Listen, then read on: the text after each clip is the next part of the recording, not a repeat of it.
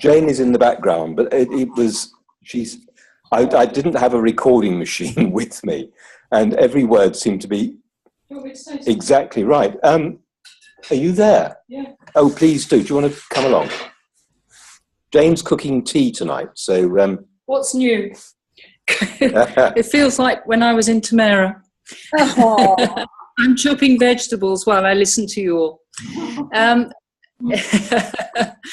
What I found myself, I came from my psychotherapy perspective, but what I felt was that Blueprint potentially is in itself and all its elements, all the people, like really a giant process. It's not a project, it's a process. And if you like, Blueprint's a sort of soup with all the parts in it. And whether people have come in with expertise or come in to learn, they are all individually affected and affect the nature of the soup. So it's a constant process. That soup is never the same all the time. It's always growing and changing. And it feels important that people who come in to learn feel that they can do that from a place of nothing almost, but come away feeling they have contributed also just by their presence, but also taking away something new. And so the whole thing is growing all the time. It's an educational process as well as an experience and as well as a evolution, if you like. If you look at it in developmental terms, it's an evolution. So that's what I was feeling about it at the time. All right. Is that anything else? Oh, yes, that's fine. So that's me. I've done. You're all more expert. That's an observation. Thank you. That's how we feel about it. That it's a process.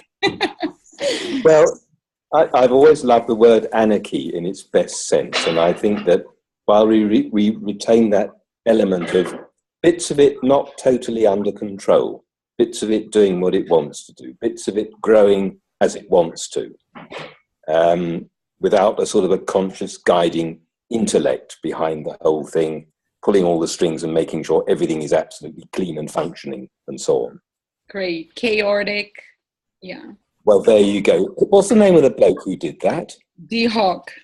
D. Hawk, yes, of course. I've read his seminal paper years ago. Yeah, right. Thank you, Pete. Thank you, Jane. Welcome, Magnus, our furthest away member. Oh, he fell. Nice try. Okay, so Magnus will come back, I'm sure. Should we then... Okay, he's back. Oh, Nick! Hi, Rose. How are you? Hi, Nick. Hi! Hi. We're just starting, Nick, and I think you will, if you just want to say a few words to just an update or a little check-in. Oh, updates. Yeah.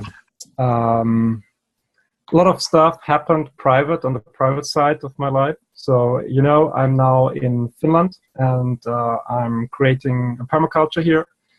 So we are in the permaculture design process at the moment. So 0 and 1 are going very well. And now we are looking into 3 and 4, and we will have a water retention landscape on one side. Yeah, and on the web, a lot is happening. I'm at the moment deploying an open atrium for us, but that will take 1 to 3 weeks probably until we are able to use it. Okay, thank you. Cool, thank you. Where are you now? Where are you now, Bohi Singh? Hi. I'm in Finland. It's near Tampere. Hey, wow. Okay, so it's good that you arrived because Tom is going to do an update on the app. Okay. The Refuge app. And just to also place everyone, this afternoon we're talking about projects, which projects we take forward and not, which projects we don't take forward. Or I think just which projects we focus our time. wherever. Did you not bring the app? Did you bring the app? Do you have Do images? we have an app? No, I don't. I just wanted to talk to you about it.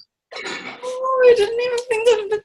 I can get it. I can get it with the help of the internet, but I haven't got it right now.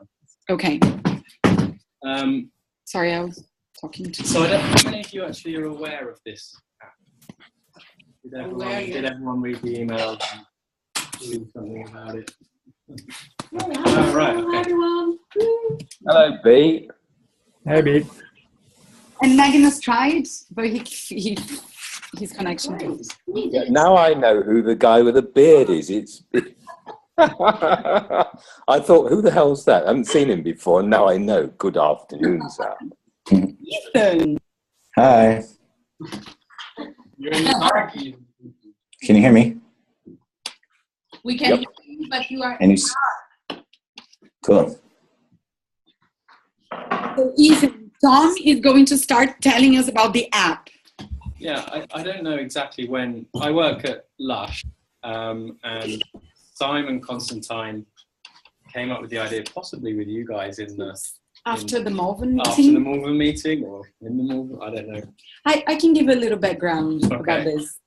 I think he really enjoyed the Malvern meeting. He Yeah. came out of the meeting really inspired and engaged. Mm-hmm. And he also came out of the meeting knowing that probably the process we were going to do was going to be way too slow for his own needs. So he came out of the meeting and it was like, okay, I just need to do something now. So what can I do now? And then that's how he came up with this idea of the app. Yeah, and We talked about it and then a little bit he took it forward. yeah, so Simon sort of floated the idea of creating a smartphone application that refugees can use to access kind of blueprint style information, really, where it's not yet been clarified whether it's information for refugees who are on the move, you know, on their journeys, or whether it's information when they're settled, say in a refugee camp, but probably both. And so, yeah, the assumption is that many refugees have smartphones, which apparently is the case. And he's wanting to kind of upload from you guys and from any other sources of information the key sort of snippets of information that would empower the refugee or someone working in a refugee camp to make some practical changes to meet their needs, such as shelter, security more generally, safety, maybe, access to clean water when you're on the move or in the refugee camp, sanitation, all the things we're talking about here. Harvesting water, whether it's rainwater, well water, whether it's a water retention landscape, all these categories that we're talking about, and community as well. And so in typical Lush fashion, Lush had a creative showcase recently in London where there were lots of new products on display and all sorts of things going on. And one of the things Simon wanted to do was sort of gather some information and put this sort of prototype app for the Lush world to see. So I spent like a week and a half trying to get some contributions to say, right, what are the key things, the key techniques that can sterilize water or construct a shelter? You know, is it Like a fuel fishing stove? Is it lime? Is it cob? Is it, what are we actually recommending? And so that's why I spoke with Ruth, and we put an email out to Blueprint saying, here's our spreadsheet, which is still out there, which you can see on G Drive. And we're going to upload from you guys and anyone else who contributes, what do we think are these key techniques? The only way it's an opportunity for you guys to do a first draft of your blueprint. Yeah, well, yeah. So if you're doing the BP200, what are the techniques you're going to trial? And so some of you, like Brex, sent me some information about water purification systems, sand and charcoal purifiers, for instance, which went into our list, and Ruth put a few things in, which was useful. So my question to you really is, do you want to, Si wants to do this, and we'll probably take it forward anyway, but do you want to use it as a first opportunity to have like a draft blueprint, in which case I need your input. So do you want to, so B, on shelter, how do I coalesce what are our key useful techniques for refugees? Yeah, so the app, there's all sorts of challenges to it, design challenges, and I think there's things like legal caveats and how do we make sure everything's proven? If we're talking about marine purified water, we can't recommend that, I feel, unless it's proven to be effective, because otherwise people might die because of our recommendations. So there's all sorts of buildings might fall down. Yeah, there's graphic design issues and everything. It could be quite extensive, but Sai wants to kind of get the most reliable quality bits of information that we know are going to be useful. But from Tamera, which solar technologies are proven, reproducible, cheap, flexible? What are your top 2 or 3 things to recommend? And TH Coolhain biogas, which systems? I've got the video off the internet on installing a biogas, but it would be good if TH thought about giving me the structure for that, and so on and so on. What are the community building principles that are replicable? And can you give me an idea of how this looks like? So an app, this is a symbol that comes up at your smartphone, and then you open it, and then? Yeah, so initially it's just a visual with shelter, energy, community, water, those kind of categories. And then you click on one, it goes in, and say it was energy, we might have electricity, cooking, hot water, and those might be 3 categories. Or in water it might be. Is it like a simplified website? Can we imagine? Yeah, it's a simplified Yeah, website. I'll see if I can find. Yeah, is it on the slush drive? If you open then. No, If you open then open cooking, then do you find a link there, or do you find a text there? Because I found 2 valuable links that gave a huge overview about the really simple solar cookers that you can build yourself, with even translation into Arab and all of it. Yeah. But is this enough, or do you need more? Or I think we need it. I think we need it. Like, for example, we've got several reference texts, like the there's loads of massive text. That's no use to a refugee who can't read 100 pages, or possibly can't read.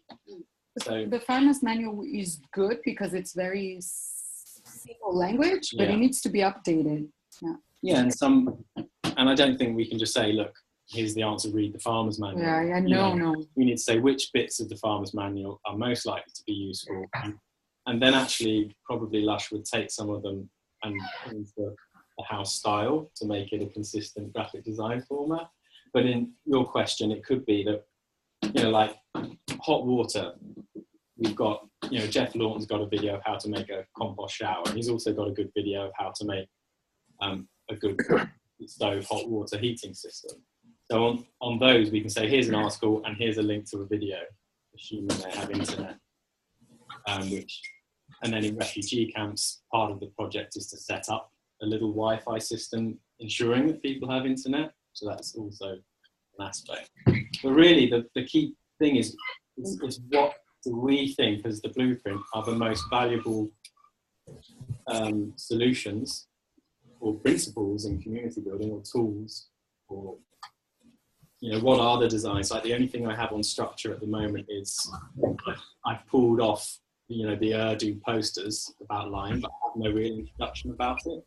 And I've got Magnus's PowerPoint presentation that he did about roof kit shelters, where you start with a bamboo frame and then you can gradually turn it into a permanent dwelling. And that's useful, but it's not the condensed wisdom of this group and other people on what are the most valuable shelters.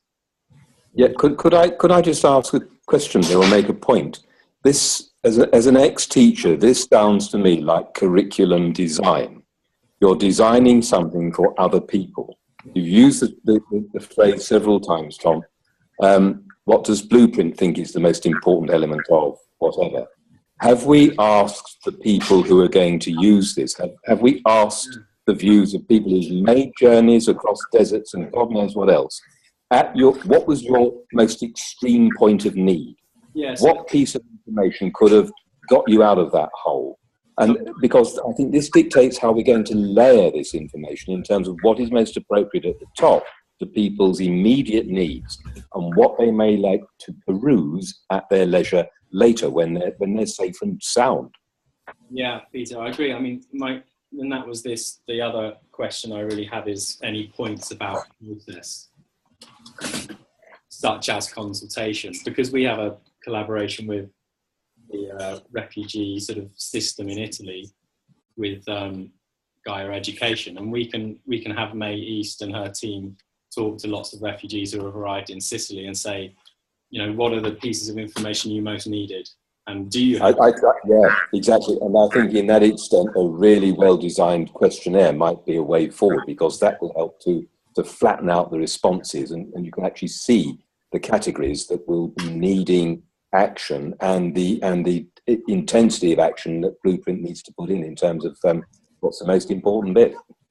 Yeah, so we may do a questionnaire for that network, but it could be that other people here have their network they can take the questionnaire to as well. Yes, I'm at PIDA or Greece. I really like the project if it's done right, you know? Yep. With good planning and then good execution. If it's just a bunch of links put together, like that we think are relevant, we can contribute, but I don't feel it's going to be that useful. I could really stand behind it if there was more of a consultation and then actually taken to the field, get people testing how to do it, at least the basic levels. Yeah, I don't know. And I agree with the curriculum design, and I think it's important to have someone design that as a curriculum, you know, putting things together. Yeah, I mean, I agree, and I said to Si, look, this is sounding like a full-time job with quite a budget. Yeah. And I don't know whether that's, you know, I suspect there might be a pressure just to do it really quickly. Come on, guys, you know what the most... Would let me tell us do it. Yeah. So it might end up being some kind of compromise between the two, some element of consultation, kind of time to put money where our mouths are, and you know, what are we talking about as Blueprint solutions as it stands now?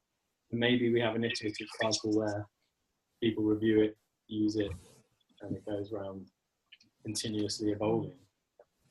I would also bear trust in our cooperation with the Gen Network. These are issues for me which should very clearly be communicated to Refugee and Gaia Education. For me, I would say that they should take that. That is rather in their field that they are spread so far out and in contact with these groups. I would say this is too early. To focus on that before doing the work. We should do thinking already in showing it to refugees where we do not find the time to do the work. The next step we really want to do. Interesting, because just beginning to think about it, you know, some of the things that I might have assumed would go in our blueprint, say compost loo. Yeah. I talk to Soil Haiti and they say, no, I really wouldn't recommend compost loos in a refugee camp.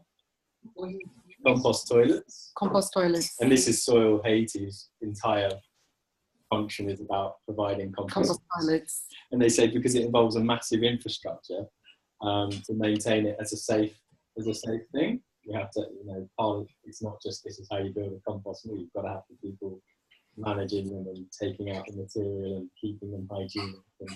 And they see it as far too risky. And they also see it as a local government will likely have problems with compost loos. And so they're right, one of our staples is actually being don't go there by Soil Haiti. It doesn't mean we don't go there, but it makes it nuanced. So, you know, when Fern says, well, I think we need to do the work and then report on the work, I can, you know, where you're coming from. But, and if I may add about water, the water situation is complicated and it depends on many different factors. You could damage more by telling people what to do in a situation where it's not appropriate for people to do nothing. So, with these missionary messages, the request to come back to Blueprint. So, when might Blueprint have the confidence to communicate its blueprint? If immediately we say, well, this is all quite context specific. And the content. There's either refugees that are wandering through Europe, there's refugees in tricky situations, and there's refugees in refugee camps. Yeah, you talk, you better come here. Then they can hear in the microphone. Oh, right, sorry. And if the app is meant to serve all of those groups, I think each group has radically different needs. Right. Just thinking of a water point of view, because anywhere you are in Europe, tap water would probably be potable, so that's no problem anymore. If you are in the desert, and it's just. So I also, to me, I don't know, I also see it as an opportunity to start putting together the patterns that we keep saying that we want to create into this manual. But I mean, if we're talking about, for example, we're talking about designing a refugee camp to test some of these things in a refugee setting, right? BP 200. And then the idea is to have documentation and document the process of the patterns and do a design manual for that. So for example, that could include lots of things from the design manual. But I think first there is the design process, and then first there is the building process to see if the design works, and living with it to see if the design works. So I understand when Ben says that we're not ready at that level. So we're not ready to do this app as a reflection of the BP 200 integrated design for refugee camps. But we're ready to, on an individual basis, contribute as a member of GEN or as a member of RefuGen with our best ideas,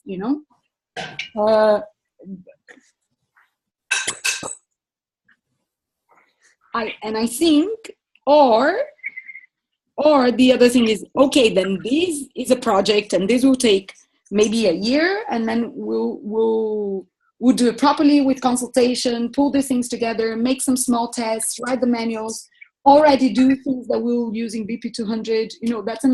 I think that's another level of conversation. And then I think it's something we could really, at least study whether we can. Or maybe Magnus is in. Oh, Magnus!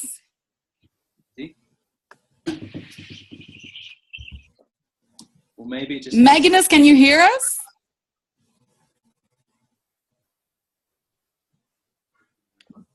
No, not me.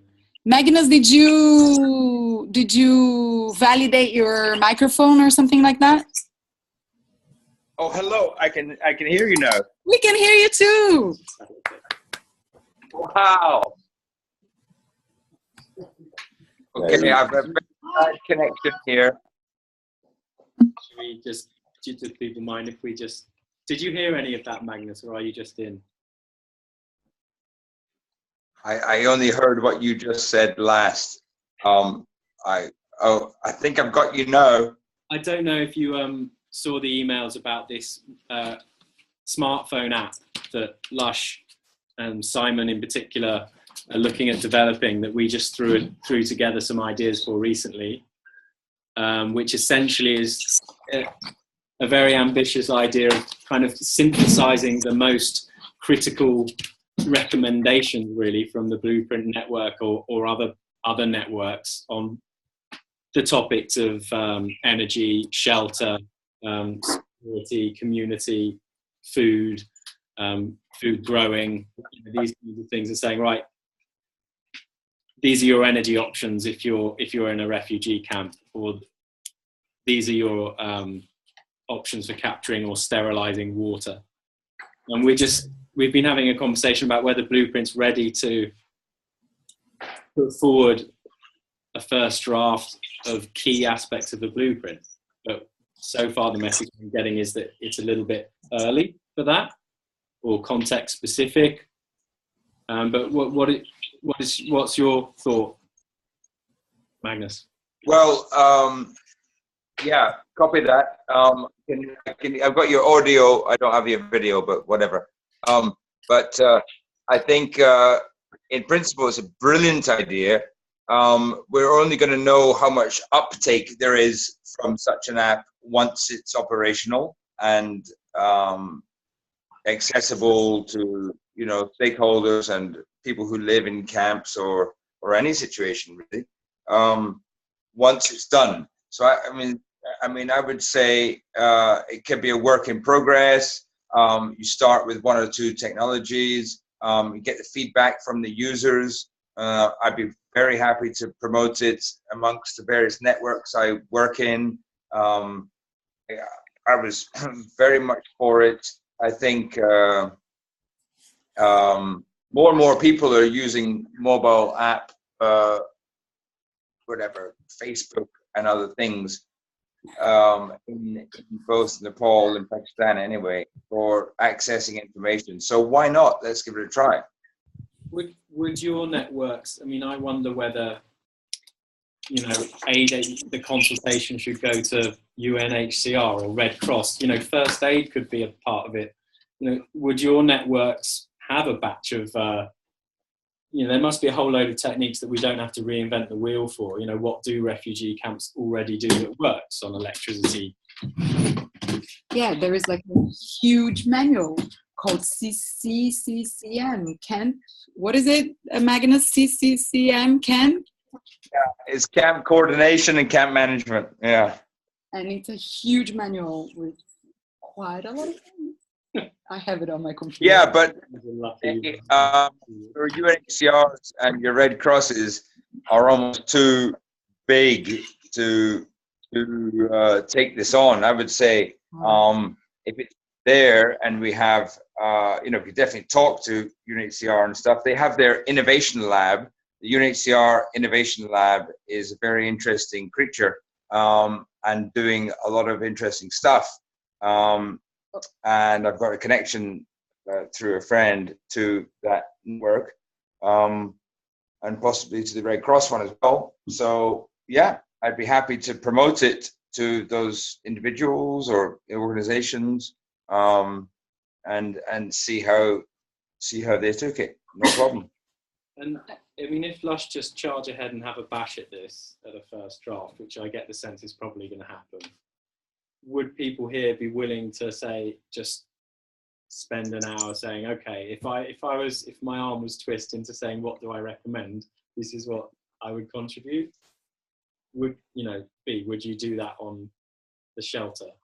And if so, what would you need anything from Lush? Would you need? I'll be reluctant to jump in feet first. Mm-hmm. We have to be really considered. I think there is a massive argument about what's appropriate in cases. I would not want to be directed to the rule. I would like to be able to offer options that exist. Like the line, for instance. I would be happy to do an overview, a short overview of that, and where it might be appropriate, but also to alert people to two aspects. One is line takes time, but this is not a quick response. And the other, there are some health and safety issues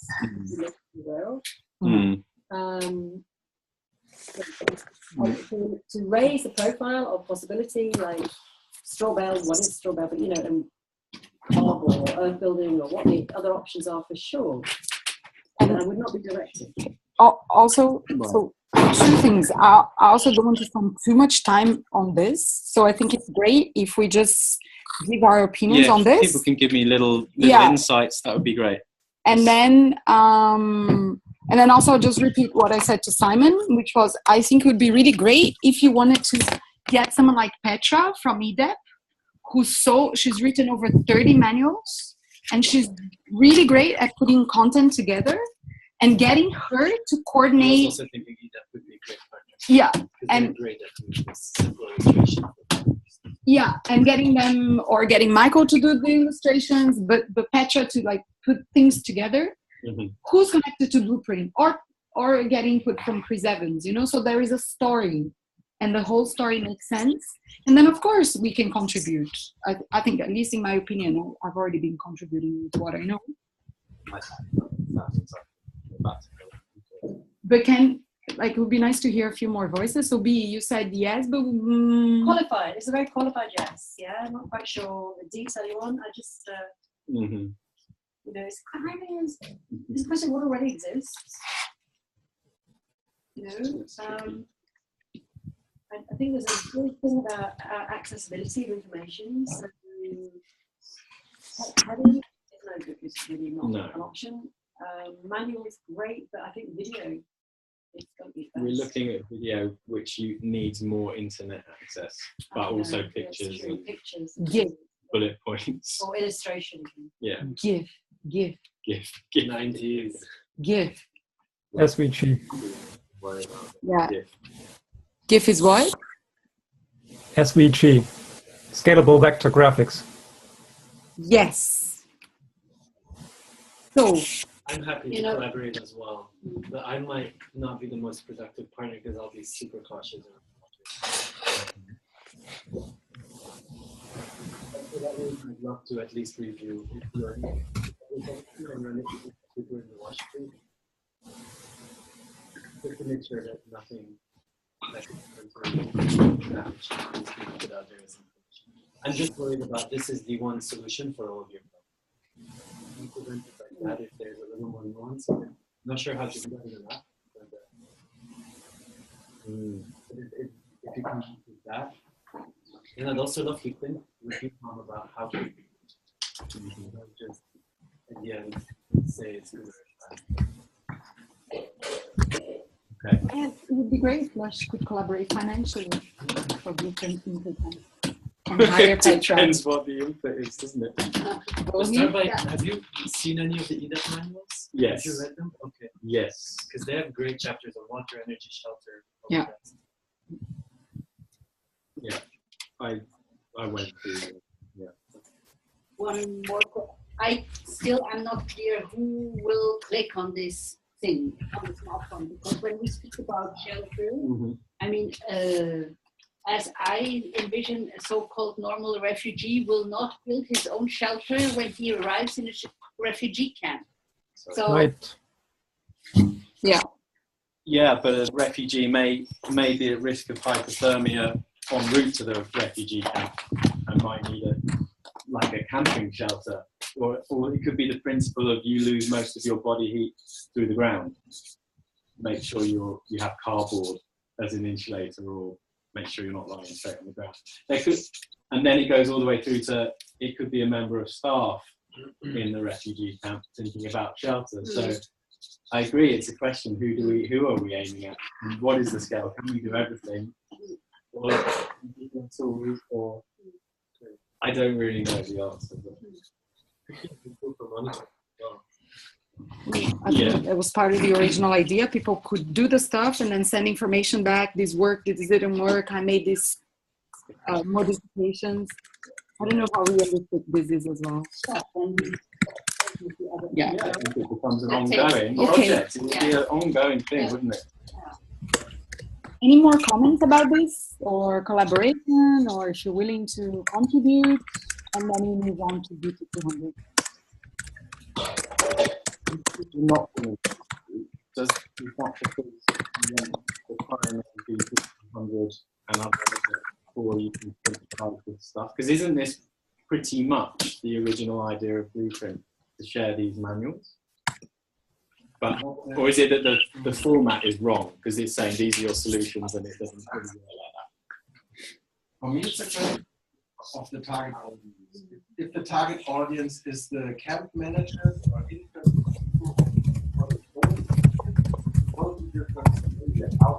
individual refugee on their travel, it would be more like maybe what kind of things, where to get more education and stuff like that. That already exists. That already exists. And so on. For me, the main idea of Blueprint is in a way to break it up, to train people who run camps, to build camps, and to bring in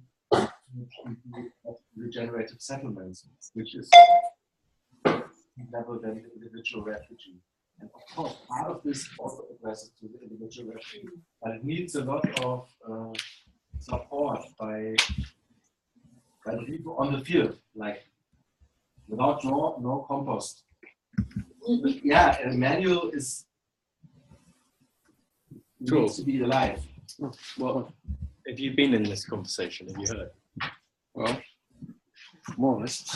Because you've got lots of practical experience in refugee camps. What is this app a good idea or a bad idea? Would you want to contribute? Or? I spaced out for a second. What's the next question? Maybe you have. I don't know if you're in the room. Have you? Yeah. When? For this about the app, the refugee app that Lush is. Oh well, yeah. Okay, so I'm just trying to get people's a bit of a temperature test as whether people are enthusiastic or not. 2 more minutes, please. Yeah. I think people they are on their phones a lot. They use it mostly for messaging, not so much for browsing and getting information. So that's not a habit that's so much in place. It would have to be like something that people get educated into using. I think the information people really look for all the time at the moment, for example, is a lot about transportation, changes in legal situation, changes in asylum application. There's a lot of this stuff. Who should I call? What's the response time? Right. I mean, this is what they're really, really critical for them. Okay, thank you. I feel, I think maybe we can continue this as well over dinner and tomorrow talking about this. And I think as well, maybe just do a minimal viable product, let people test and see if it works. Mm-hmm. With like 10 solutions, maybe that would be the most appealing. Okay, great. Thank you, everyone. Thank you. And I mean, well done for at least starting it and starting to put things together, and it looks cool. You can then show how it looks. It's very simple. Yeah. Okay. Can we continue? Yeah. And I thought, because everyone is together and we have quite almost the whole of Blueprint together now, I thought that maybe we could go, and if we're talking about projects, maybe we could go back to our 200 discussion. Because this, after all, has been the project that we all have said yes to. And that's my proposal. And I'm just asking if there's anything else more important for us to discuss than BP200. Is there anything that anybody on the screen thinks is all? Yeah. Guys, you're there as well. Is there anything else you would like to discuss now other than BP200? No, BP200. No, BP200, because it is a good, solid, practical exercise. Okay, so BP200. Is that okay if we continue our conversation? So what we have spoken so far about BP200 is the idea of a Tamera site, a second site, and a manual. So the project has kind of these 3 paths, movements. And we've also spoke about a project coordinator.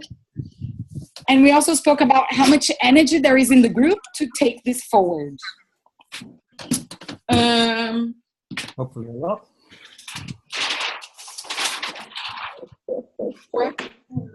Okay.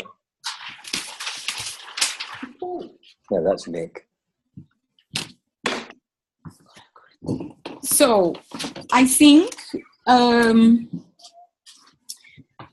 there was also the question yesterday of maybe having 3 people. Did we say 3 people in the end? 2 or 3 people, 3 people in a core group of BP200 that could take this project forward. That would really make sure that the project moves forward. Including a project coordinator someone that would be connected with manifesting it physically on the two sites, and perhaps a head designer. So someone that could head the design of BP200. We have described the role of the project coordinator, but we haven't described the other roles. And I think maybe it's important that now we set the commitment of who would be in this small group and what is the strategy, you know, what is a possible roadmap of steps that we need to do and commitments we need to make. Maybe we want to give the update from Tuko or Marcus what we did yesterday for those who didn't hear that. Great. So you guys, short, but very short.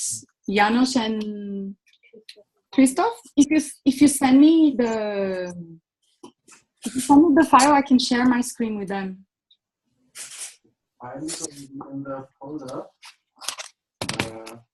So you guys can have it too. I'll just share my screen with you. If you want to start, and I'll find the thing. If needed at all. So basically we have two outcomes from these last 2 months or so. One outcome that we in a coordinated work with Michael and Tamera. Ruth's sound is muffled. It's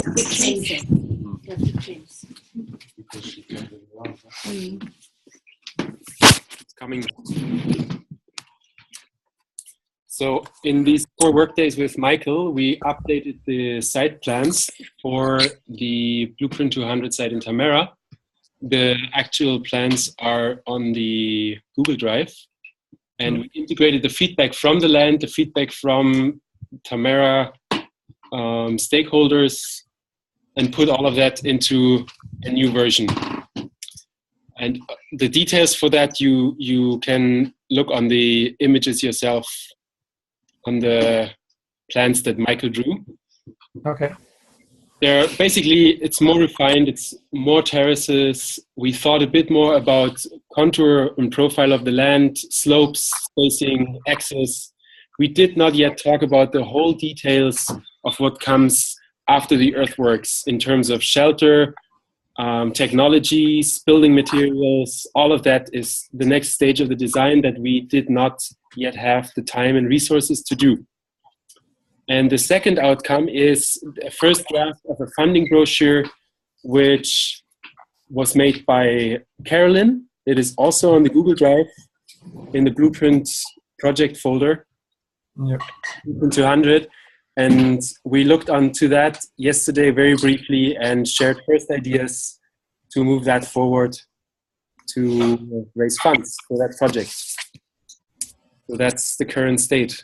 And we have one major open question is who is going to be the project coordinator to take on the next steps towards implementation?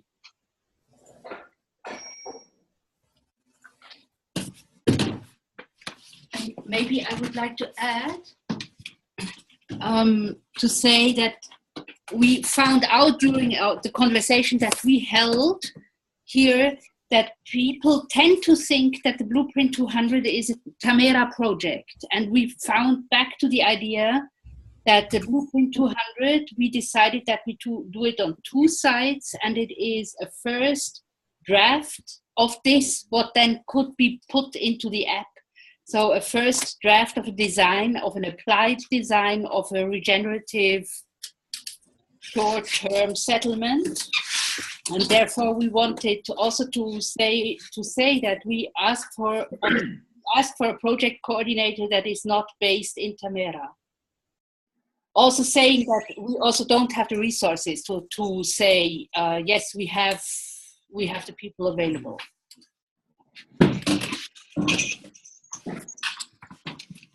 Anyone else wants to say anything? I'm struggling to imagine how that person could not be in Tamera. Given that one of the sites is in Tamera? Yes. The only existing site is in Tamera. The other site is not chosen yet. Okay. Very useful to guys. We then turn around. Then we have to again agree upon what is 200. It is, in my opinion, not about the implementation in Tamera.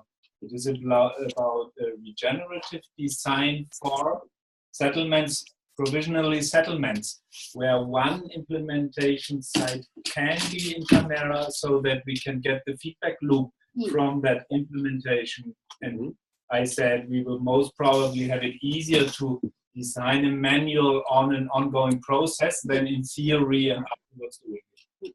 But the whole design work on what kind of infrastructure and how it is put together, how it is zoned, etc. This is a design process, not for Tamera. Not only for Tamera. This is for refugees or these situations where also what Oli said, we need external expertise. We could do what we did now up to the level of earthworks according to ecological principles. We could do that here, and we can also implement that. But for everything else, we need external expertise. From blueprints, yeah. Sure. And I think also the idea was to have a project coordinator, but then have this person that is connected to the site, and then that person would be from Tamera, which we're calling like the local coordinator. It could be the local coordinator or the link. I call it physical manifestation person. Yeah, and then maybe now or later to also have a manual coordinator, so someone that can support the documentation and making sure that this gets written. And yeah, and a head designer that doesn't have to be the project coordinator. The project coordinator has just to move the project forward. And it would be nice to have a head designer that could also oversee part of the design process. Yes. That's it. So, and one addition still, that in our last meeting here in Tamera, we said the Blueprint 200 is our first project that we really do as a Blueprint Alliance, no? Where we don't say it is this person doing this work over there, where we really try to say this is our common focus. And we did not specify what that commitment means for each of us. Yeah. No, we haven't. So and I think it would be great if today, I don't know if we'll have time to do this today, but I think that also, I think it's very important to have very clear what's expected of every one of us, how much work is expected, what's expected, and yeah. I'm still really curious to kind of like get a reflection of where the energy is, like what do people want? If we were to say, let's say that this project is well funded, so anybody who works on it can get paid, and you can come to Tamera whenever you need for a week, and the guest house is paid and the flights are paid. So who would want to work on this? Who sees themselves? If money is not the issue, who sees themselves working on this, and in what capacity? What do you mean by this? BP 200. What aspect? Any aspect. Any aspect. Like how we know what it is. Like it's already been laid out. Ruti just read it out. Like these are the roles. This is the project path. This is what we're going to do. First site, second site, manual documentation, brochure.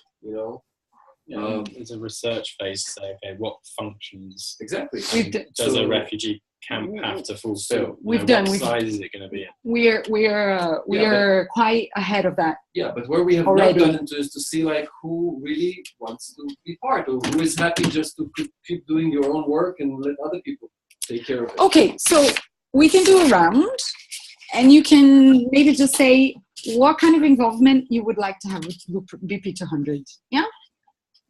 Would that be interesting? What could you commit to doing? Basically, that's the question. What could you commit to doing? I think you have a valid point. If no one here wants to be part of this, or if no one here wants to commit to this, then we don't have a project. Yeah. So BP 200, Site 1, Site 2, and all these roles. BP 200, including Site 1, Site 2, the manual, yeah, and the roles that will support the execution of this. Manual be the app second generation, yeah, the second. Is that okay? I'll do it very, very. starts with the design. Yeah. You cannot do side 1, side 2 without the design. So this is the first step, and the design and the coordinator are needed. Mm-hmm. This is what we can pin it down, and then we can see what else ripples off from there, and we can all contribute. But this is, let's say, the basic necessity that we identified yesterday. So what you're saying is contribution to step number 1, which is just finishing the design process. Yeah, not even considering building a Tamera or anything. But that's a statement about what's needed. That's not what you would like. No, I would just say what we are asking for, because this is the main. Or if people have idea, if it's not on our table, who could be it? Okay. Okay. So let me see if I understood you correctly once more. What you have said is that when we say what kind of commitment we want to give to this, that we are focusing on stage 1, which is just taking it to a finished design process that then can be implemented. Is that what you mean? No, we're saying keep that in mind. To keep that in mind, that this is the first step. Okay. So yeah, so we're talking about the design, and then of course there is side 1, side 2 in the menu. Okay. Yeah, could I just say, Ruth, I think one thing we agreed at the end of the Malvern meeting was that while we had moved the design along, the thing that we had identified was the design process. And I think we need to be clear in how we take the steps that we do as a team to arrive at each of the stages being completed, rather than saying, you know, we're aiming at the final design, and the more efficiently we get to the final design, the better, but how we get there doesn't really matter. No, what matters is how we as a group function and how we work together to move the design along. If you're asking, while I'm talking, if you're asking about jobs, then obviously at my stage of life and my experience, I can act as a repository for anything that anybody cares to send me in words. I will sort it out, I will edit it, and I will turn it into whatever form of document you want. Great. Thank you, Pete. We just Thank you, Pete. We just, yeah, great, Pete. We just need to realized record. that for those who have not been here yesterday, one point is probably not clear, and this is that we had, in a way, Chris as the main designer or heading the design process, and he, in a way, just has even less time than he thought that he has still in Malvern. So we need to reposition someone and reposition the team. So it's not that we start from scratch, but the team has to be restarted. I can go next. Yeah. I can see that I can do. I can do work in coordination as the project coordinator or some role in coordination. And if we choose, and I can do work with the second side, specifically if we choose Elpida as a second side, which is a discussion in itself, whether it's appropriate, whether it's the right place and has the right characteristics. If we do, and then of course, I will take the role of setting that up. And also, I can do this work on another side. If you want to, do an evaluation and set up, go to the scouting, so on, I can also do that the same way that I did in Elpida. I have to qualify that for the coordination work, I would be interested in that if there is a substantial commitment from the group to the project. If it's just me and Pete on documentation, then I would not take it. It's not like I want a role just to coordinate the project. I mean, I would take it if it's like Blueprint is really into it.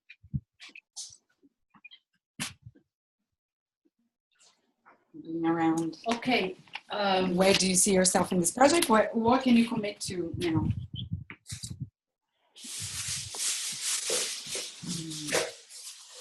Not really clear about it. I would for sure commit in being in the meeting, giving my thoughts, but not really seeing myself taking up a profession in it, a role in it, except of, for instance, when holding space for or holding strategy meetings or so is needed, then I can imagine to be there. Yeah. Yeah. First guess, Martin. Clear. As you help coordinate the earthworks and the later implementation. On site 1 and site 2, or just site 1? Site 1. Yeah. First site 1. Okay. I would say I am one of those who would like to use the blueprint to under once it's ready. And I would support that it will happen. But my skills are in the area of the design until it is done now. And from now on, I don't know how I can contribute, but offering here in Tamera space that blueprint can meet and that we can, I would fully support that a showcase here in Tamera will be built.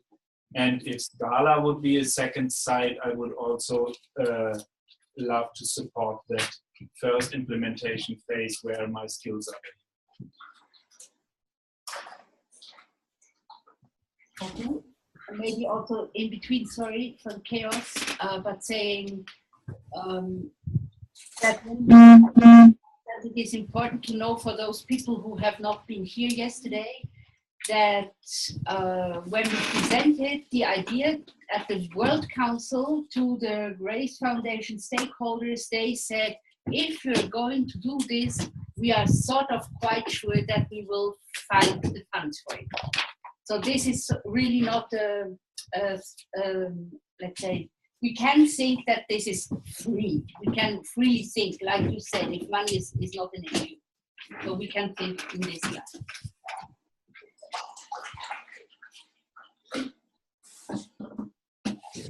I'm going to have to make a move. I'm happy to continue supporting this, whether it's drawing plans or illustrations for a manual, along the lines of what I've already been doing, unless anyone's got any other. Great. I'm going to have to duck out. So nice to see you all.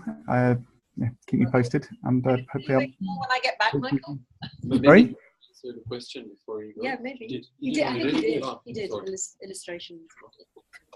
Thank you. Everybody said you did beautiful work when you were here, and thank you for that. Really, really excellent. We've seen it. It's really great. You're welcome. Okay, talk to you soon. Take care. Bye bye.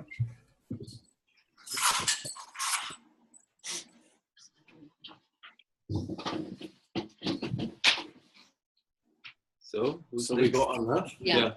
I mean, I guess that we still have to talk within the team of Tamera, but from the point what I did so far, I would probably help with the budget and the funding and doing this kind of things.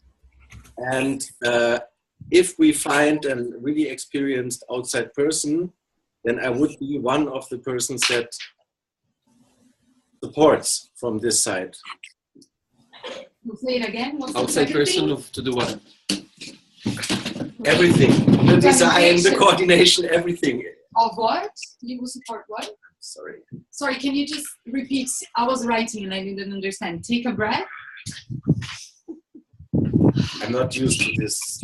I don't feel that I have contact with the people. That stresses me somehow. If you are listening, that's great. I'm thinking I'm speaking to a computer. Actively in German. Yes. So we even have wind.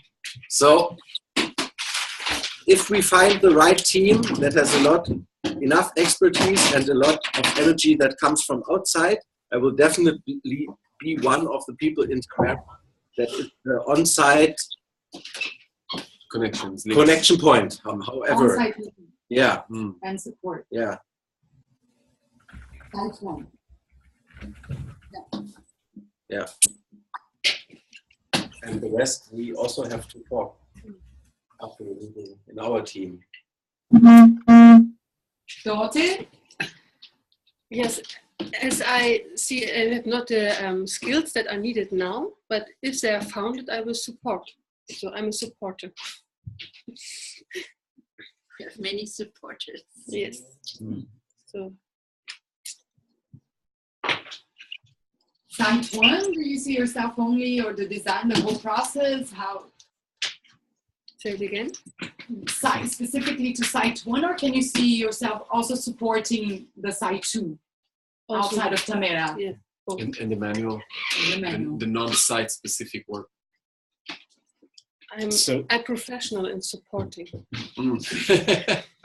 This maybe brings in our office. So our office, the College Institute in Tamera, will support that work.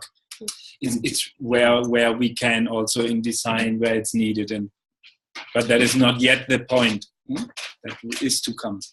It's really important, I think, to emphasize the non-site, like the abstract part of the work, which is not about the site, but about the design case folder, like design document, and packaging and sending that design out to the world. And I think also for everybody, also consider who is willing to support that, because I felt that was not addressed so much until now. So let's bring it into the conversation. Support what? Support the process that is not about the specific site, that is about developing the design, the patterns and the abstract design that's like, independent of the site, and packaging it and networking with it outside of the world, etc.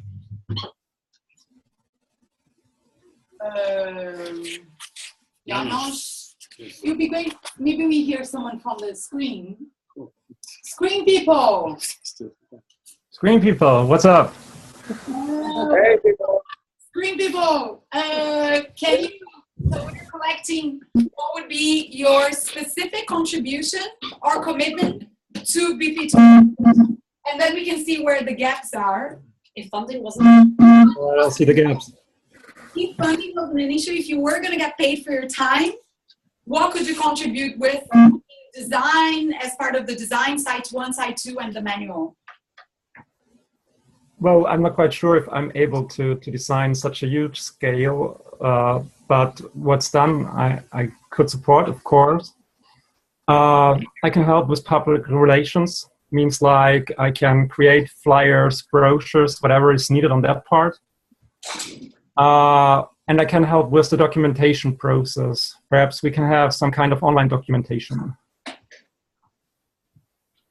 Great, thank you.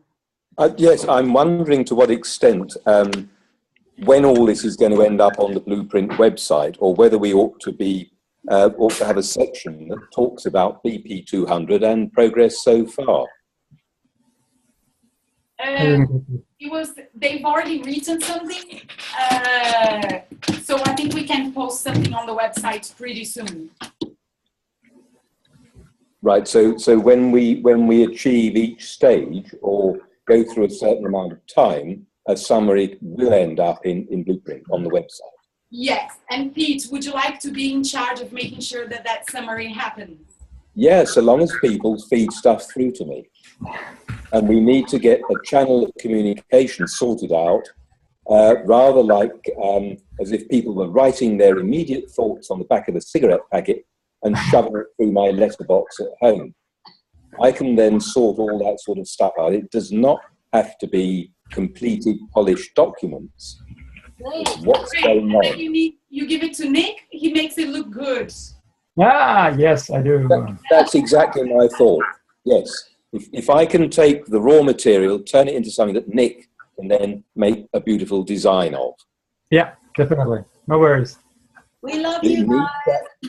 But it needs the channel of communication to be A, sorted out, and B, used. And not dependent on me. That would be great. Could you explain channel communication to me? What does that mean? A conduit, a pipe. A pipe. And at one end of the pipe is all the people in the field, both at Tamera and at the other site, posting bits of paper, talking about a blog, if you like, what they've done that day, that week, that month, shoving it into the pipe. And at the other end of the pipe is me sorting it out, Tony, Okay. and I then shove it into another pipe that ends up in your house. Got it. Keep going. Thank you. Shovel. You mean den Kanal runter. I'm sorry. When I speak on a medium like this, I tend to shout at the laptop. So excuse my my ranting voice. Magnus. Ruth, Sorry, Pete. Is it okay? Are you done? I'm done. Yep. Okay. Pete. No. Magnus. Yeah. You're so far away, man. I'm not really sure, but tell us, how could you contribute to BP 200? I know, reality. Yeah, it's totally bedtime. Yeah, so tell me, what you mean you're asking about my contribution to Blueprint 200? Yes. To check. My reality check. Well, can I just confirm, is this a continuation of the camp development site that we talked about last time in April? Yes. In Tamera? Yeah, and Right. steps have been taken. We have a design. We have drawings. I mean, go closer. Yes. We have the first step of the design. Yes, that's true.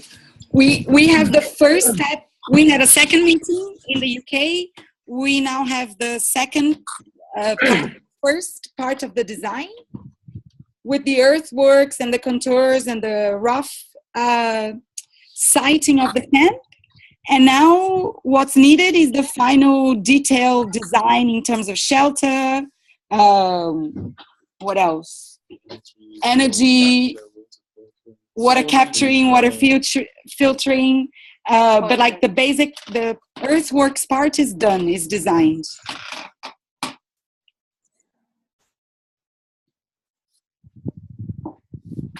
Okay, so listen, I think the most important thing on this is how do we communicate it to the rest of the world, and that might be almost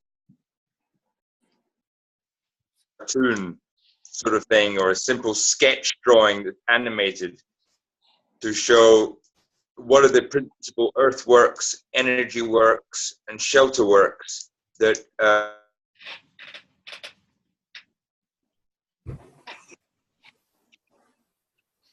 communicating than the actual thing or the place, the location. That's just a thought. That people would realize what it is in the network that they can access and understand from it. Did you understand? No, not really. So I think he was talking about doing an illustration. Yeah, we do that. We illustrate or 3D like that,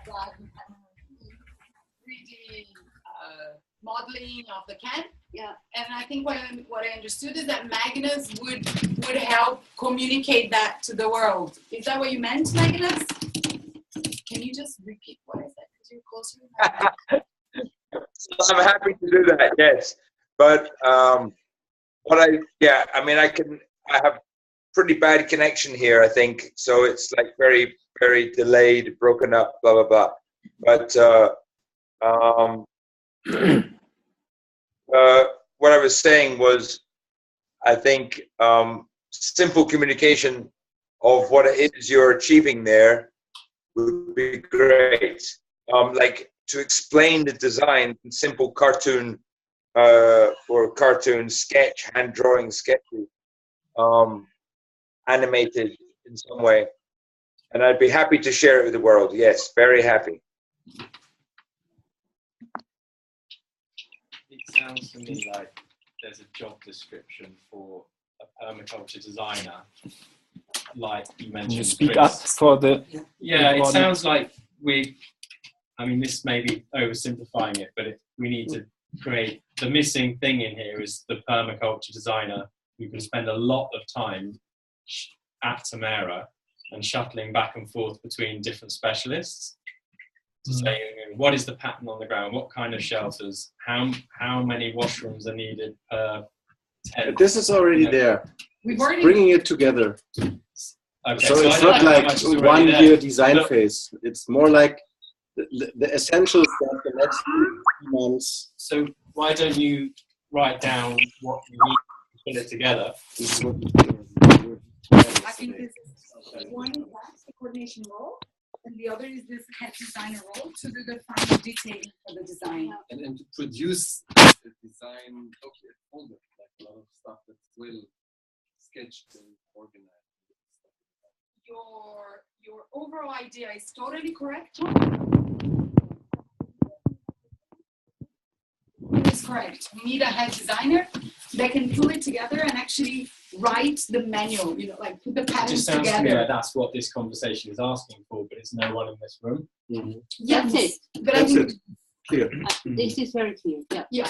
And also the nuance, I think, is that what is I was going to say, Not everybody is talking. can we continue this and then we identify the gaps? Yeah. Okay. Ethan is in the screen still. Yeah. Ethan. Hi. Yes, I just was writing something to say. At the moment, I don't have a role. I was saying that I'm becoming a decent copy editor, which I can offer, but it seems like that's probably covered. Other than that, I don't know what my role will be with Blueprint 200 until next year, at least. I don't think there's a specific role for me. I'm happy to support if there are ways, but I don't see it yet. Okay. That's fair as well.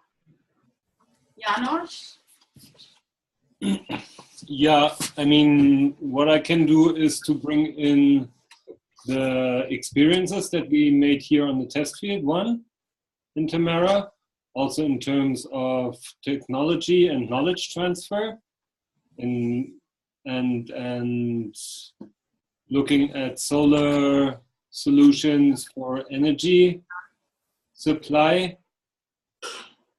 scaling kind of like the first steps of the Hope container, and also the feedback loop, what the whole Tamera Energy Autonomy project will bring in later on over the time of technologies or things that are needed. So think along in terms of technology, electricity, energy.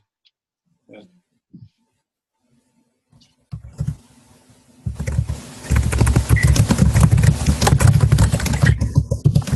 Okay. Given that I don't know what would be my position in Tamera next year, I say I offer administrative support like I did this time for gatherings here, coordination with Tamera. More than this I cannot do now, but maybe further on during the way, then there could be something more that I could offer.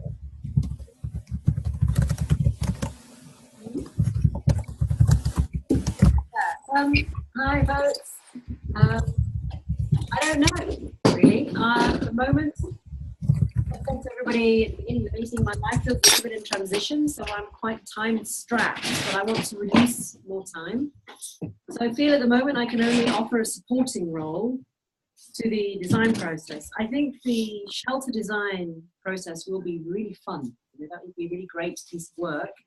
And I think it will be a piece of work. You know, the Red Cross has got a whole load of different possible options out there. There's a whole load more, you know, so researching those, pulling those together for starters, and then doing some, this is how I would see it, a selection of different options for not just the BP Site 1 here at Tamera, but where else. So the users could actually be part of monitoring them, evaluating them, you know, and feeding back into that loop of what is appropriate for different situations. The process of building them, the cost, the materials, the impact on the environment, all of this can be, calculated and shared. I think it would be a fantastic piece of work, really fun. I don't personally have the time at the moment to do that. In an ideal world, absolutely. If I What could if you were paid? an ideal world, if I was paid and I could come to Tamera But for funding is not an issue. Yes, I know, but then I have the rest of, the life to handle and make sure that's okay before I do it. And that's what I mean about being a bit in transition. I feel I'm not able to step up and say, I'll do that piece of work with whoever the head designer will be, on the site. But I will absolutely input into it. I think as Straw Build, we can also offer, if appropriate, to draw up the designs. You've seen Michael's work, he's brilliant. Is that because of time or location? For me, you mean? Yeah, like were you able to do it from home over the internet with the head designer? Would you then have the time to do it? At the moment, that's the issue. I have to sort all of that out, Tom. I'm unable to say that I'm free enough to step up into this for any protracted length of time, although I think it would be fantastic, really fun to do, I love it. And I'll certainly help with that. And if anything changes, if you might, I'll let you know. You know what I mean? Like if I can become more free and go, look, I would love to do this, and I'm now more free, I will let you know. Otherwise, it's a support role rather than actually taking on role. But you can feel that we would love you to say, I take it on. Thank you. I think there's someone in the background called Serena. I spoke to her recently. She's also still keen to the filming aspects of all of this. I don't know how that fits, but I'll just throw her into the pot. Now, I mean, if a person like you would take on the design process of one major part like shelter, that this would be a huge empowerment for the people. Yeah. This is why I say. I told her I'm in that wave. I'm not quite sure. Like your wave, really? How it's going to pan out? But thank you, boy. Okay, my turn. What can I contribute? What can I commit to BP 200?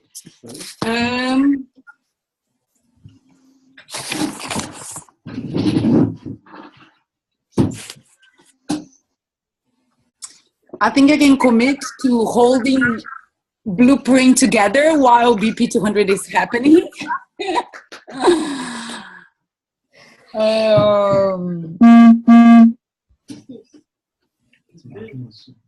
I think I can contribute with communication. I don't know, folks, because I can contribute with communication, and I can contribute with social media, which is communication. And that's it. I prefer to work more abstract on Blueprint than Blueprint 200 on the actual project. You are the master networker. Yeah. And if there aren't enough resources currently in this pool, yeah. To support the head designer, you'll find. I can pull it off. Yeah, for sure. Yeah, I'll put it here. Communication, networking. I'll put another role, which is, I'll put resource, non-financial resource mobilizer. Did everybody on screen speak? Yes. You should also say And Carol. now Brett. And then Carol. Yeah. Right. Come on, Brett. Take the head design. No. You want it. So I've written down. Motion so given the fact that I have no experience with refugee camp design, nor do I know any permaculture designer who has, I'm definitely not an experienced practitioner. I want that to be clear. Okay, I'm full of love and passion and good energy. So I can commit in the short term to 6 hours per week, and I could start this week to working on Blueprint and start to pull some stuff together, see where we're at in the design process. Because of my skill set, I would be focused on looking at how to integrate, and maybe a little more what you would be doing as well, Jonas, the water systems with the energy systems and the food production. With your support on shelter and bringing in one extra product design colleague of mine who has been working for 3 years on refugee camp tents design in Kenya. I've never worked with him closely, but I know this is his field of expertise, and I can connect him to the team and especially connect him to you if you're doing your research in the tents. What else can I do? I can do any 3D models of tents or small areas, and I can pull in a person from my team who does amazing large terrain 3D models if that's ever required. Magnus, you know your dream? Brecht has a guy on his team from Cameroon that can make your dream come true, Magnus. Oh, yeah? Your animation dream. Sorry, it's just reading for Magnus. And then I'm speaking for a team that's called Surplus Permaculture Design, but if this were to be a funded project, Surplus Permaculture Design tentatively would take on the permaculture design work for this project. And this is at least 4 people, none of who would be full-time, but perhaps one of those people could be full-time. And we can look among ourselves how to divide those roles. Maybe I take on 6 hours, somebody else takes on 10 hours, and so on. But that would be just decided a little bit among ourselves because we all have our field of expertise as well. If this is not a funded project, Surplus would still be interested, but it would change slightly because people have financial needs and they couldn't dedicate huge amounts of time to working on this. However, it's in line with all of our holistic goals that we formulated last year as a team. And this is a gap that we all have in our hearts. And working on this project would fill that and would add meaning to our lives. And it would actually be very enriching. Yes. I can work with an amazing sketch artist that I like to work with as well. She does great impressions of landscapes and people doing nice things. And on the meta level, oversee the design process I would be interested in. But I couldn't commit right now to being the head designer in this. There is a willingness to perhaps over time step into that role if that's needed. Right now it's a commitment I cannot give. The only commitment I can give is 6 hours per week. I'm pulling in people of my team and communicating with those people and coming back to you guys within a week with an answer of a more serious commitment. And this would be a joy and a true pleasure and very enriching to my life. Thank you. So I am one last your day statement come true. Yeah. A side note is that my twin sister is pregnant and giving birth in Guatemala, and I'll be in Guatemala for 4 months out of the year, which out of next year, and which will start in January and end in April. For those 4 months, a side visit to Tamera will be very difficult.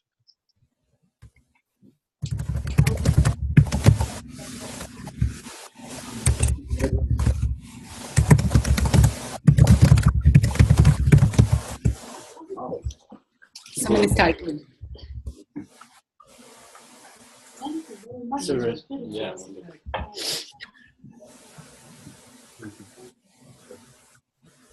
And Carolyn. Who's offering to do everything Yeah. we would do. Yeah.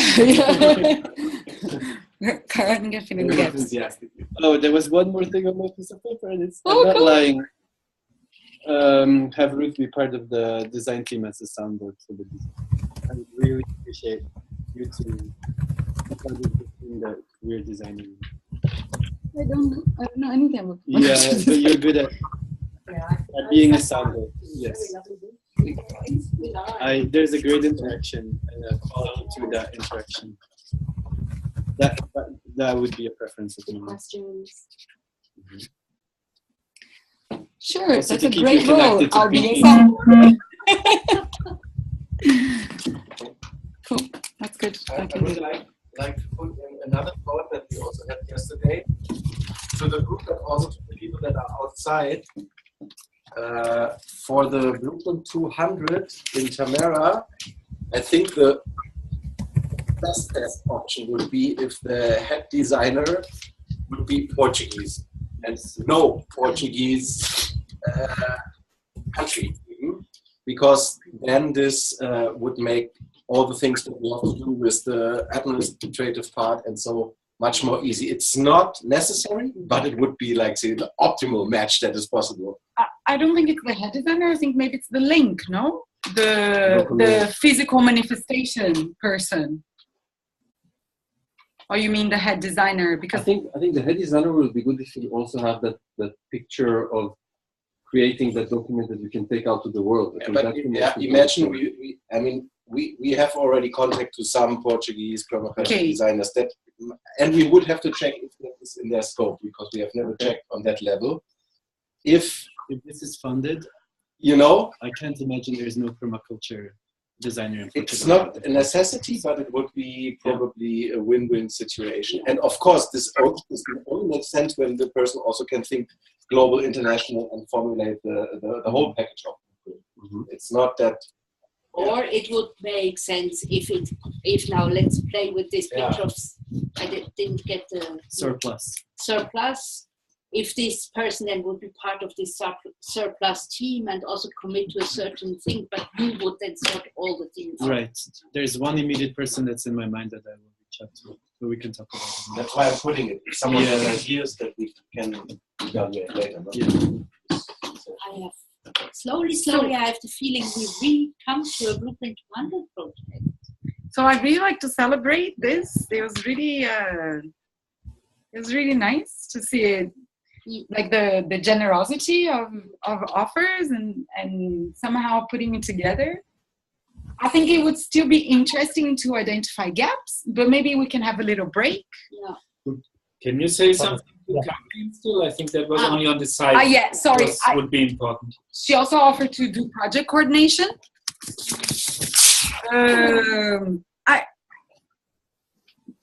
Caroline, she's very strong operationally. So anything that will need operational support, putting things together, organizing people, doing spreadsheets, but also she really loves the design process. So I'm sure she'll want to be, at least to know what's happening and learn from it. But I think project management, project coordination, and or just if she takes on the manual as project manager of the manual together with Pete and Nick on a possible team, to make it all look good and make it edited, and probably Ethan as well. But really what she offered is project coordinator and project manager. Yeah. And I think that will also depend on what will be her role at Tamera and whether she will be given the time to do that. And to let also the people that have not been here yesterday know that she will be most probably, hopefully, in Tamera the coming year. Yeah. So she will be on site. Which is also a good link now. So I think there are two things that I think would be really important for us to come out of this meeting. One is maybe we can identify the gaps today. Maybe that's not so important. Maybe the project coordinator and can fill in those gaps. I think it's important to choose a project coordinator, and I think it's also important to define the second side, which brings us to LPDA and Scala. So maybe we have a little break, and when we come from the break, we discuss LPDA and Scala. And one more thing. Within the domain of BP200. I think it's important to look at exactly what's needed in order to receive the funding, and who could already be taking on the titles. If we need to start drafting graphics or images, or put some things together, we could do that in the short term. I think Christoph would coordinate that and just let us know what he needs. Okay. Is break okay for everybody on the screen? Can they stay on? Oh yeah, sorry, people on the screen. Is it okay if we have a break? You guys can have a break too? Yeah. So I'd like to celebrate with you all as well that, I don't know, look at the board. Oh wow, great stuff. I can't read anything. That's okay, but we'll digitalize it. This is the board of things that can be manifested for BP200. Considering the stage we're at, where the first part of the design has already been done. Okay, Ruthie, do I see you in October? You will see me in October. We're just having a break. We'll come back. So if you guys have time, you can take a break and come back. Okay. Yeah, I've got to have our evening meal with our hosts here, so I may not return. B, lovely to see you. Hello, B. Hi. When are you back in the UK, Pete? About the 5th of October. Great. I'll be in touch. And I'll do, oh good, and I'll do a catch up and so on with Ruth when I see her, but it's great. I'll come to you in October, Monday, Okay. 16th, 17th, 18th. Okay. Bloody hope, thanks. See you all. Bye. Bye, Pete. Come back if you want. We'll leave the Zoom on. I just thought I'd have a quick word with you, Magnus, if you're there. During the break. Wait, I'll put you in the breakout room. Just a second. Ooh, breakout room. Sorry, folks, it's not private. Sorry, go ahead. Just a second. God, you do breakout rooms. It's really amazing. Tom, are you full time? Oh, I don't know. I don't think the person who's in the thing can't. You can't. You have to do it. Okay. Oh, okay, no worries. Hi, I hear you met with Gazapi and Chris and Zach and Prabina and everybody yesterday. Yeah, exactly. I just had a whole series of photos from Gazapi saying he's finished the second round of trial samples at Sunrise. It looks fantastic. What's your overall impression? How's it going? Doing it at Sunrise. I didn't know. I didn't see him. He disappeared. You didn't see Gazapi? No. What a shame. He's there. He's there for a bit longer. You should definitely try and meet up. Yeah, for sure. I also, I think I got your dates right. I think you're going to be in Portugal and Pakistan when I'm there. So do we miss completely?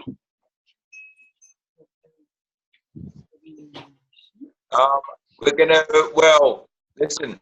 My mum has just been diagnosed with cancer of the colon, so she's in hospital as of today, and therefore everything's up in the air.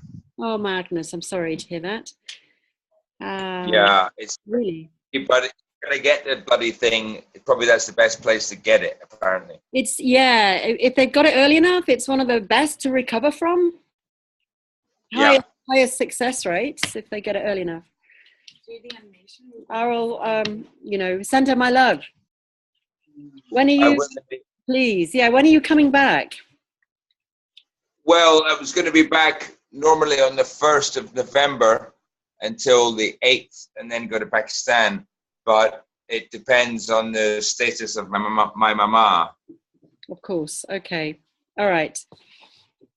I'll just wait to hear from you about that. And I won't expect necessarily to see you over there, but who knows? It's possible I could see you over here. I don't know. Yes, exactly. No, that was the ideal, that I would be in. I would be there in Nepal for that first week, and then do the Pakistan bit. There's quite a lot of things to push for there. But it just depends on what's happening with my mum. Of course. Yeah, I'm sorry, Magnus. Super lovely woman. Yeah, great spirit. I hope it's really early, and they she's completely healed very quickly. I'll send healing energy and visualization for her. So back to the. Can you just give me a quick update on the Nepali situation, the government situation on the approved building methodologies? Is there any news on that at all? No, absolutely. There's been absolutely no movement on any new category of design alternative. The government is just desperately poor at organizing this stuff. However, some agencies have been given the go ahead for certain approaches. So I would say just get going there, especially with the lime stabilized block stuff. That resonates a lot with our material supply value chain sort of work on trying to avoid inflation at a large scale of bricks and these things. Yeah. So Well, that's yeah. Okay. yeah. That's totally ideal. Straw bale, good luck on getting any kind of sign off. I mean, even if it's anything semi contemporary, whatever, even they haven't signed off on those either. There's a whole second catalog they haven't signed off on. Yeah, and no news as to when that's likely. No, nothing. No movement. Yeah, but taking issues better. No. Okay. Okay. And is there any news on? I mean, have you had any feedback? Have you had a chance to do anything with it? Really, the breakdown of the level 1 and level 2. You were going to have a word across the humanitarian kind of sector, across the board, with the different aid agencies to see were they interested, like in escalating the training. Yeah, I'm going to circulate your documents into the through my various networks, and they will see it. But one question I had before I circulate it was, what's the limit of participants that you have? Well, at the moment, we're saying on the 10-day training, about 20. Because there's really just the two of us. If we had Gazafi and Hakim as well, we could possibly do more than that. Because a lot of it is hands-on, it's really practical. So in terms of quality of training, it really, we would need at least 4 trainers if we were going to take more than that. I can really see a good role for Gazafi. And you would need longer time. And ideally, yes. Ideally, absolutely. Ideally, we'd want some kind of program like Pakistan where there's a degree of monitoring and mentoring involved. Rather than just coming in and delivering training of trainers without any ongoing support. That's not, yourself. That's super not sustainable. But there's nothing in the pot at the moment. Okay, yeah, exactly. Now I've got an idea as to how this might work. Are you listening? I am. You're about to tell me what I need to do. Okay, so go on. In the middle of the 9th century, so like 150 years ago, okay, a long time ago, the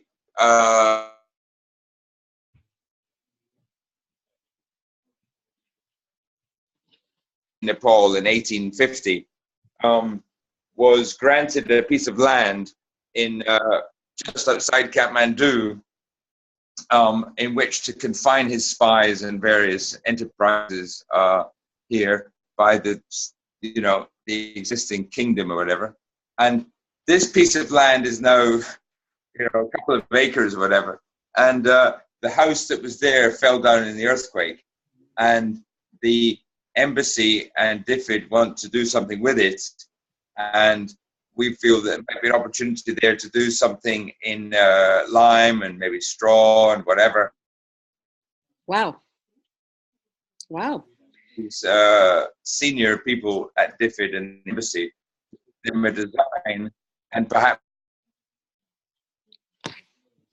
great. Okay. Local other rammed earth guy. Yeah, like a kind of showcase. Design. But I thought with a bunch of volunteers and stuff. And I just thought, lovely woman.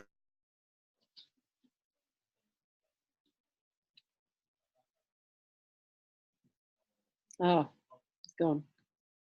Kind of lost you a bit, Magnus.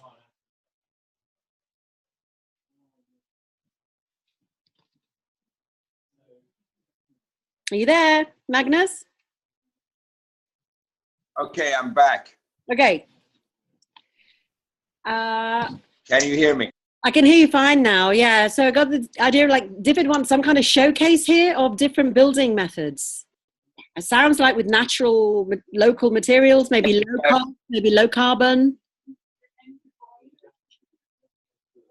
Exactly. And I mean, it depends on what their brief is. I'll talk to her this week and tell her that you're coming in to give an alternative approach to what might be a kind of model site or demonstration site, or, you know, all of this stuff, and possibly, you know, extend your stay here through this. But very important to meet Gail and people in Gail, who's the head of office, and somebody in the economic development department. Okay. Building materials and so on. It would be great, you know, to meet them on the 1st or 2nd of November, because from the 3rd, that's it. You know, we're going to be full on. Do you think you could arrange that? Okay, great. Of course I can. Great. Okay, great. Wow, that would be really, really great. And okay. So if I'm not here, my sort of bestest friend here, this Indian girl called Radha, she works with me here, and we're close, and she knows about you and knows about this program, and is a very good friend with Gail, and can connect you up. So if I'm not here, don't worry, it will happen, and I'll brief Radha on the whole thing. Okay, brilliant. Yeah, let's arrange it. And she can meet Stafford as well. That is really great. I haven't done it yet, but I'm about to invite PaxBab / Builders Without Borders to come and join the Lime Stabilized Soil training. So it could be, if they're around, it'd be really nice for them to maybe, you know, get involved in this as well. It could be, but I just don't really, I just can't see straw as taking off here as it could in Pakistan, where there's so much more straw. But I'm very happy to be proven wrong. There's obviously a lot of rice grown here, so Yeah, a lot of rice straw. very similar topography and farming methods and terraces in Kashmir to Nepal. Very similar terrain and climate. Kashmir, or India or Pakistan? Pakistan, Kashmir. Well, yeah, I'm not sure. I don't think it's anywhere similar to the topography of Nepal, to be honest, but there you go. Well, let's see how we go on that. Let's keep the door open and be a little exploratory. You and I know perfectly well that straw would perform wonderfully in this climate. So if we can get a significant quantity of it, that would be, you know, great. But let's not get stuck on the now. Yeah. Okay. What we're looking at is a design that goes beyond the individual material. Okay. Whew. I think I'm gonna have a pee break myself. It's great talking with you. I do think it'll be great if you could meet Gazafi. I know he's very excited to meet up with you, Magnus. I don't know if that's possible now. Of course it is. Yeah, no problem. Yeah, I'd like to meet him. You can get in touch with Wasim or some, you know, unless you've got Gazafi's Nepali number. You got his email address, yeah? He can pick up emails. You got that? GazafiMemon@gmail.com. Yeah.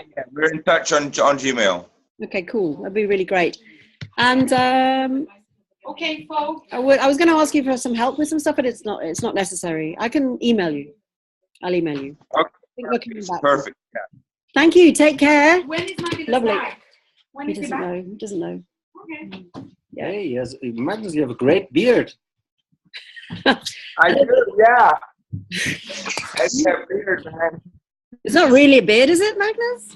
Is it shadow? No, it's a beard, man. It's what? Is it really a beard? It's not. It is. Ah, no, yeah. Oh, it is. Oh, Oh my God. When do you go to Pakistan? There we go. Oh.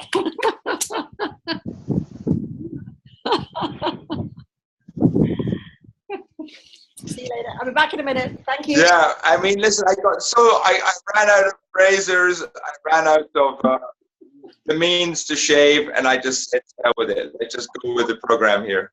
It's because you're going to Pakistan. Come on. Yeah, you fit in. You fit in. Are you going to be seeing Mustafa? Yeah, for sure.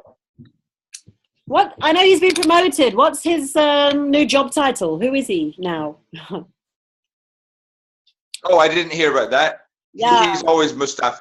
He's going to be the same. I don't know. Okay. Again, I'll touch you more. Thank you. In the corner.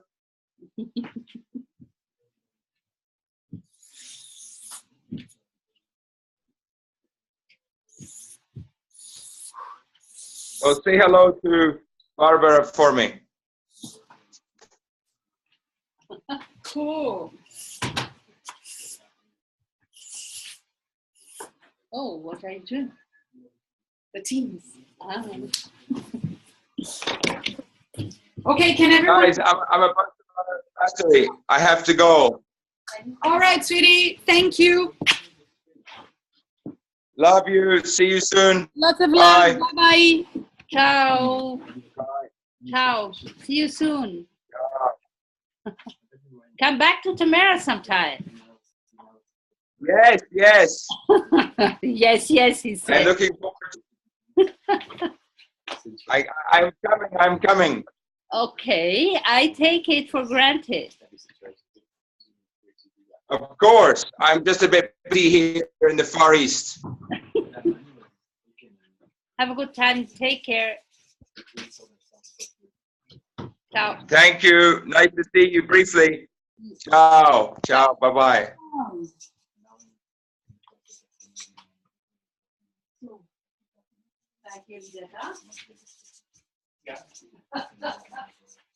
Well, let's see what the school is on, how much this is. I don't know. I think you're right.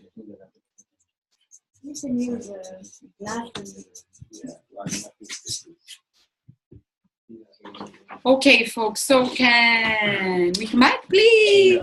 Let's come back. Let's come back. Let's come back. Let's come back. Let's come back. Let's come back. Let's come back.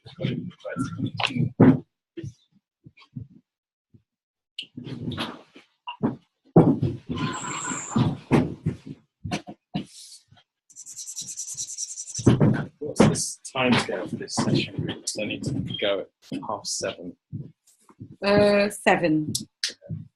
I don't think, okay, so can I just present a little bit my organizing brain results? So I thought of each one of those things that people said as potential roles. So they could be mini roles. And for me, the more I work with groups and teams, the more I understand that if instead of making huge roles, that people look at that and say, there is no way I can do that, that we make small roles that can then really be distributed, because people can say, wow, even me, even if I'm in Nepal for 3 months, this role is just 1 hour a week. I can handle this. And if this is okay, then maybe I can handle another role. And it's easier to manage than having people with little time and huge roles. I feel it more and more that it just doesn't work. So if we think that each one of those things are small roles, I arranged into potential teams. And then the idea is that maybe each team can have a project leader. So as on the paper, there is a head designer or a lead designer. There is a head manual documentation, and there is a head physical manifestation kind of implementation, and a head project coordinator. So actually we have a core team with 4 people. Yeah? And this would be a core team with 4 people and teams with more people involved in roles. And of course, maybe one person will be in all 4 teams with a small role in each. Hey, Ruth. Yeah? It's Ethan. I didn't say before, but actually, if I found the right way, I'm happy to help with the manual more.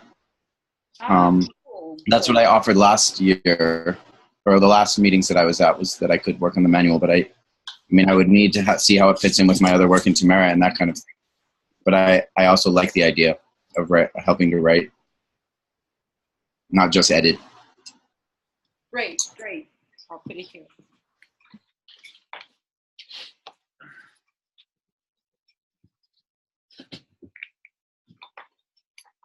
Okay.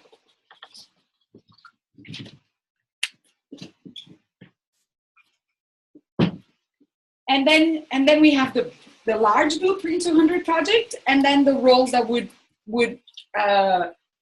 be involved with everything, basically communication, budget, resources, supporting the team with meetings, yeah, coordinating and supporting and doing operational support. So this would be for everyone. How does it look as a first draft? So it's a small 4-people core team and teams involving everyone that wanted to make a contribution. This is weak and there's no one here. No one's, well, only Magnus that I put this onto him, the reality check. So monitoring and evaluation, that's really important. And yeah, maybe it's also coming later. So. So we have. This is what we have. I think Pete's offered to be involved. Yeah, I think Pete will want to be. Yeah, you're right. And Julia. And Magnus, to some extent, just getting up systems. Yeah, Magnus. Getting them up in advance. Selecting how we do this. Action learning, I'll put Pete. There's just one important thing that I mentioned before, but I'm not sure if I was clear. Is that the round we did was based on the fact that there was going to be funding, right? Yeah. And that in the short term, there's going to be hours put into creating enough solid design work in order to apply for the funding. And I was wondering what the capacity for that is, because none of this is actually real yet, because that step hasn't been taken yet. Very good question. So if we all leave the room and saying, well, we can do this with funding, but without funding, none of that is possible, then this is absolutely not right. Yeah. I mean, after we saw how much money this meeting was costing, there is most likely money left from the grant that we already got for planning, and then we can see. So we don't start from zero, and in a way, we also think that we don't need to have the full design to get the funding. This, at least, we would give, let's say, if we have a team in which we believe, and if we have the people ready, then we would immediately try to get the money. Immediately, with whatever we have.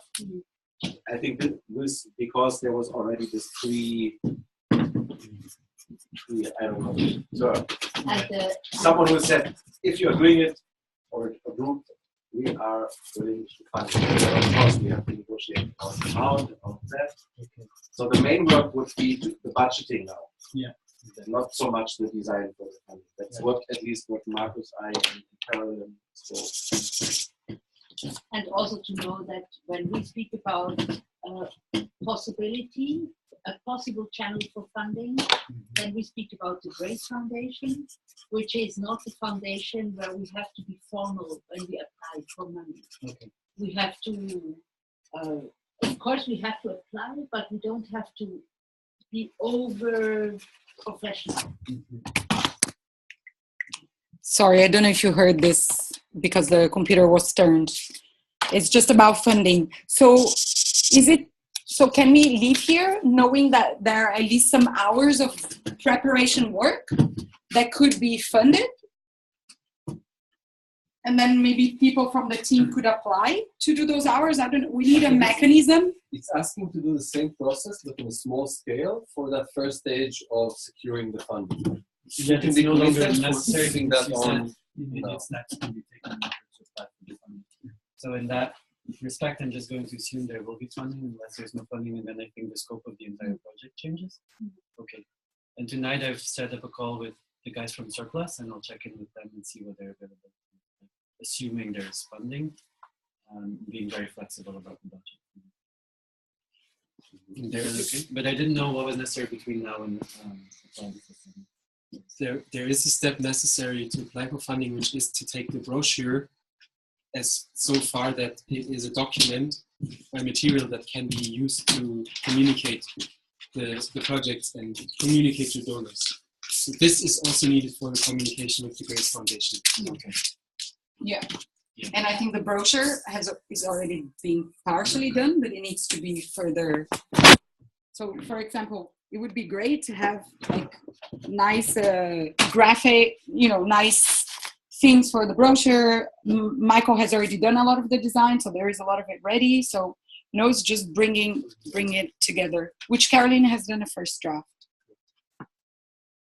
Okay.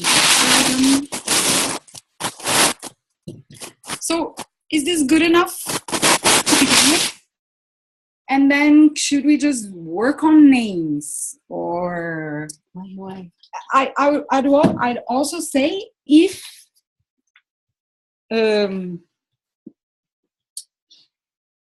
I think if we can, even if, for example, a head designer or a head of documentation, even if those people won't do that, it would be great to at least have someone here that can come out of here saying, okay, for the next month, I can take this role just to get this set up until we have the person that can be the head of documentation. I don't know, I'd love to live here with at least a first iteration of this core team. I don't, so, Dro already put his hand up for being the project coordinator. It would be great if we would, otherwise I think it's too much for Dro to come out of here and then having to put these people together and get them together. I think this needs a little bit more time. This is now like really fast, which can be a lot of gaps and a lot of preparation work. Breaks for 2 days. It's really great, but we should not rush now and check what. Let's have another round tomorrow, or I don't know how to do it, but I feel like if we now try to do this, it seems that we are repeating what we tried last time. Okay. Too many gaps, in my voice. And the gaps you see is because we don't have someone that can be the head designer or, the head of local implementation or the head of the communication. We also have open questions, which you mentioned quite a few. If they are answered positively, the whole thing moves in a different way. And I would not like to get out of this meeting with at least some of these more fleshed out. I'm afraid to say I'll be the lead designer on this, and then to have the same thing happen to you guys, which happened to Chris. Yeah. Because I would hate it for somebody to do that to me. Yeah. I don't want to do that to you guys. So for that reason, I can't move as quickly as you want to. No, that's because okay. I have a whole team to check in with, and if we don't find a lead designer, I'm sure we can find one, especially if there's funding. But then it has to be the right person, the right match with Tamera, and so on and so on. I was more thinking someone from this team that can commit to be the person that will keep this alive and make sure that we find a head designer. I could be head of documentation. I'm not going to be head of documentation, but I'm happy to come out of here saying I'll make a commitment to find that person who's going to be head of documentation and to talk to them and to bring them on board and to. That's all. But it's okay. I think it makes sense if it's someone who's somehow already holding that. Like, for example, the design that we had so far was held by Christoph and Marcus. If they can just hold that, not necessarily do anything, just hold it until the person shows up, and then also do the transfer. Yeah, that's what I mean. That's kind of would have to happen anyway.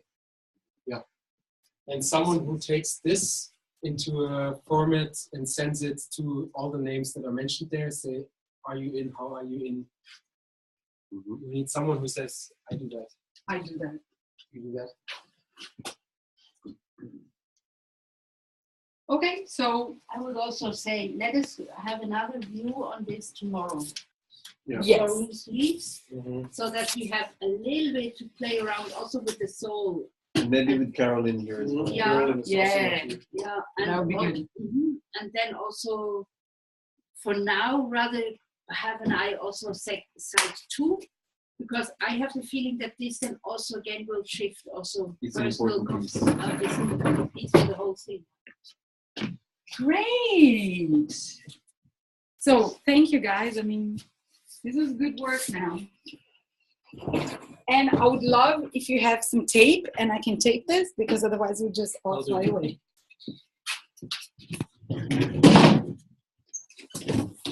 I'm a little bit tired. Does anyone want to hold the space for the discussion on the second site?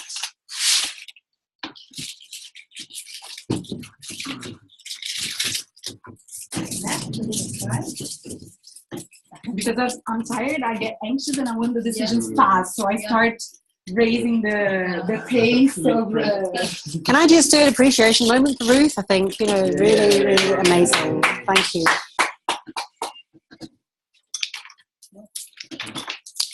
And thank you. That was a great idea that you came to get the energies, and I think we played it well. I wouldn't offer to hold that discussion because I have a big role in bringing information in the discussion. Yeah. Not be any scholar. So.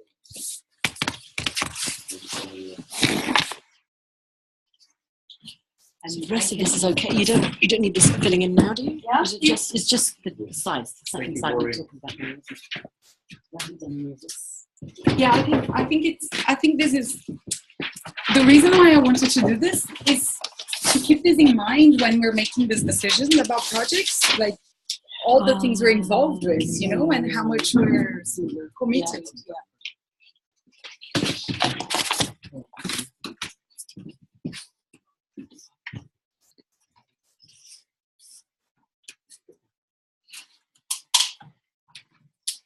So, I would like to start off with, let's say, 1 or 2 sentences that we say, what does the site needs to offer, or what qualities need to be there, so that we can say it is a possibility for the second blueprint 200.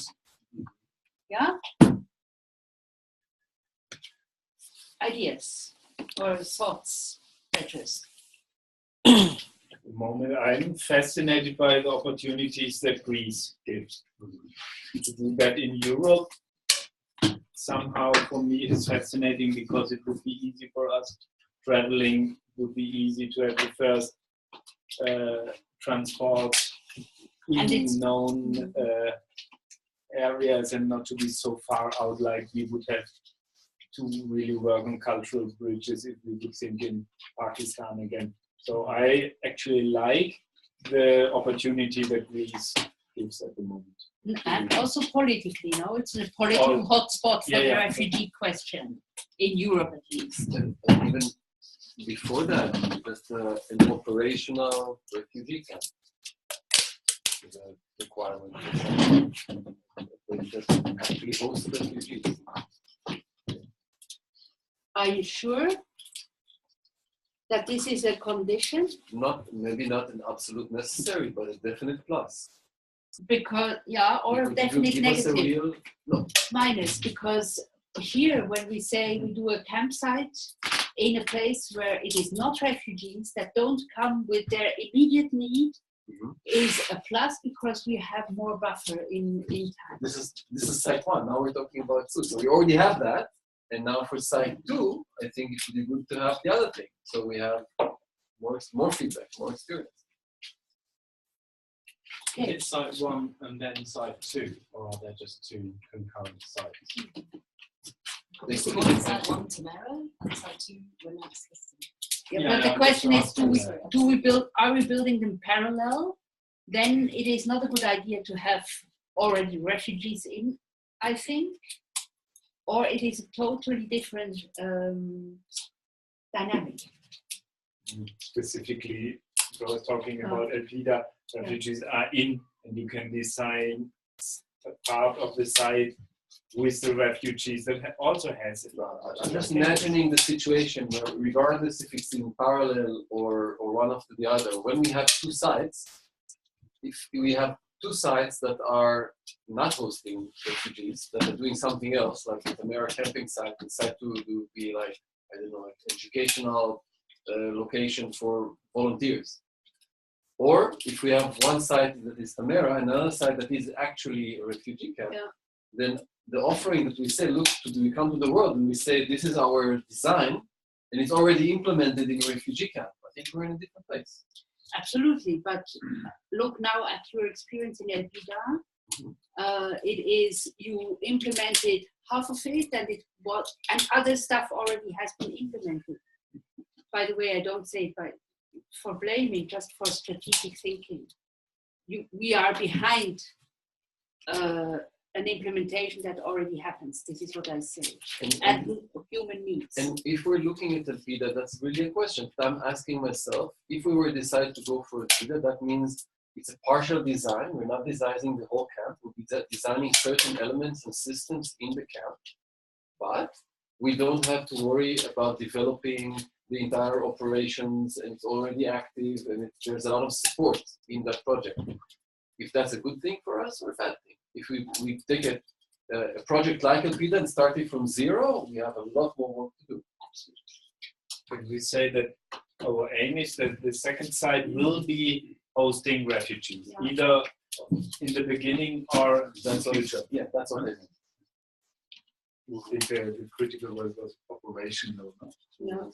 Yeah, but it will host refugees. Yeah, and once I remember that we had a talk with you, George, where you were scouting still, and you said that some of the extents, let's say some of the things that we could apply or bring as blueprint, they normally don't really fit to the refugee camps. So there was one example where you actually were at the place where it was an education center that was near or between two camps, and where you said that this could also be a good place.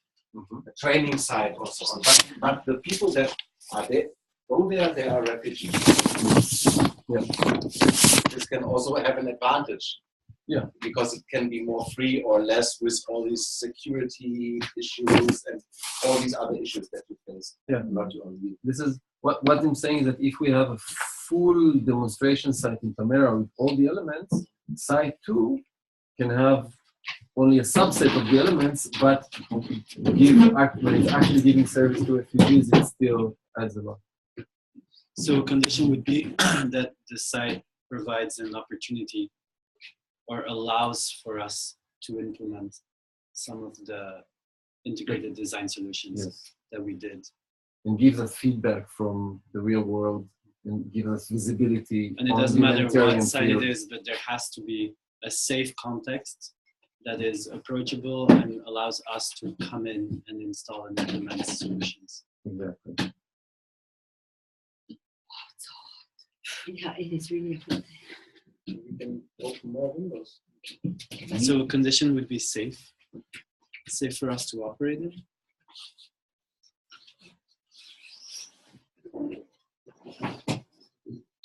Because refugee camps come with risks. I mean, the ones that are illegal, I mean, you have to cross an illegal border to compare. It makes it much less easy for us to work in. Mm-hmm. Yeah. And now I come with a very pragmatic question. Are there more options in the air than Elpida and Scala? Is it an option for us to once more go and scout?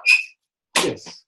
For me, I would say yes. If we came to the conclusion that both Elpida and Scala are wrong for us, and we do want something else, then I would say yes. Okay. This I would say I wouldn't think in scouting. I would then trust in Scala with a combination of Refugen, that if they figure out that they are not an appropriate site for that, they would give the considerations where they know Blueprint well enough, so they could give us advices where to get active or give us hints. And also I have to say that the people that I work with in Elpida, many of them had both this idea of doing replicable models of whatever they are passionate about, and they had the scope of thinking about all of Greece. So they were already looking out, where can we do the next project? And they are looking at other camps and other possibilities. So that network is open and active.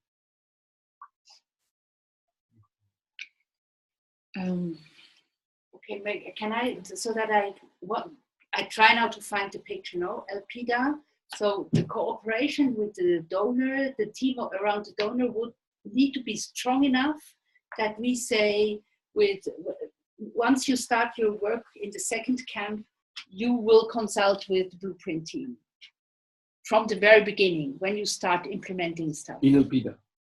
No, when you said now, in the next, yes. Well, if that's what we were doing, then yeah.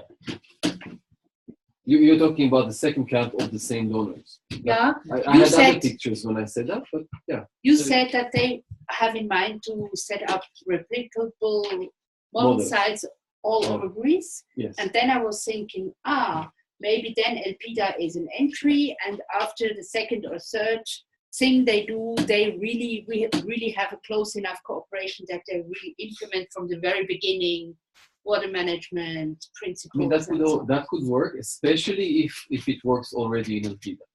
I mean, if we come back now and we say, okay, we had a little experiment in the summer, and now we want to come back, and we want to come back with more energy and more resources, and we have our own funding for what we're doing, and we want to manifest this program, including, vegetable garden and composting and water treatment and all of that.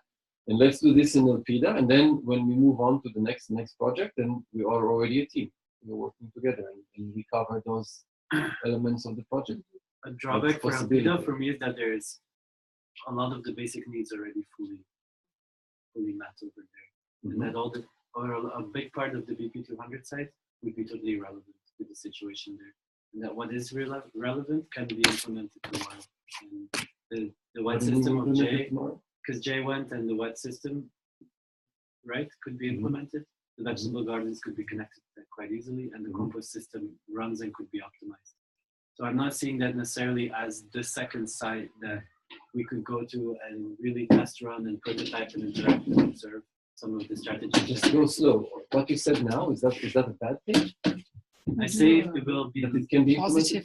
It's limited in its scope, and that if we're looking at it as a full second site for us to go to and to interact with some of the design work, because we'll be taking a lot of assumptions here. Those assumptions need to be verified on site. That site has a very particular character to it that a lot of other refugee camps do not have. And so I wonder if that refugee camp, if Elpida is a good representation of an average refugee camp. And I don't know how to put that into a condition, but there's a trade-off. I think it's replicability. It's like relevance. I think if we were to do a trade-off of different second possible sites, like relevance of model. Can you hear us when we talk like this? Ethan?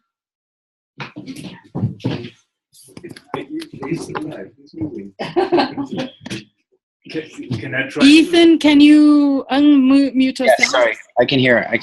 Yeah, he can hear. I would like to try to summarize what you said and see while summarizing whether I got it. Because for me, and bringing something on, for me, to talk about implementation in Scala is something where we know that is coming out of a community-based situation, which for me is a very clear advantage. And what I did like, what you said now, we don't have to think in either Scala or Elpida. Elpida could be a blueprint implementation. Yes. With a lot of expertise and whatever, but blueprint implementation, not the full package blueprint 200. Then it would not be either or. And then we could figure out after an implementation in Elpida how the donors and the contact to the donors works, whether they would be interested in a BP200 implementation. I have a question. Is the idea for it to be a settlement built from nothing? the settlement that they're talking about, the it's 10. It's a field. At the moment, it's a middle. It's a field, and the idea is that there will be a settlement built there from nothing for 50 people, a camp for 50 people to live together. Yes. At the moment, it is not at the moment not designed as refugee camp, to be very clear, because of legal situation. They want to design it as education, whatever the place. They are at the moment not thinking in building a refugee camp legally, but they want to bring in refugee into their structures and build a first base of internationals. What is written in that? Yeah, so it's a And settlement. then would be able to build a refugee camp there out of elected people. And one is already a partner. They're on the ground. They're on the ground, and by the way, they are now or these days representing Scala is refugee.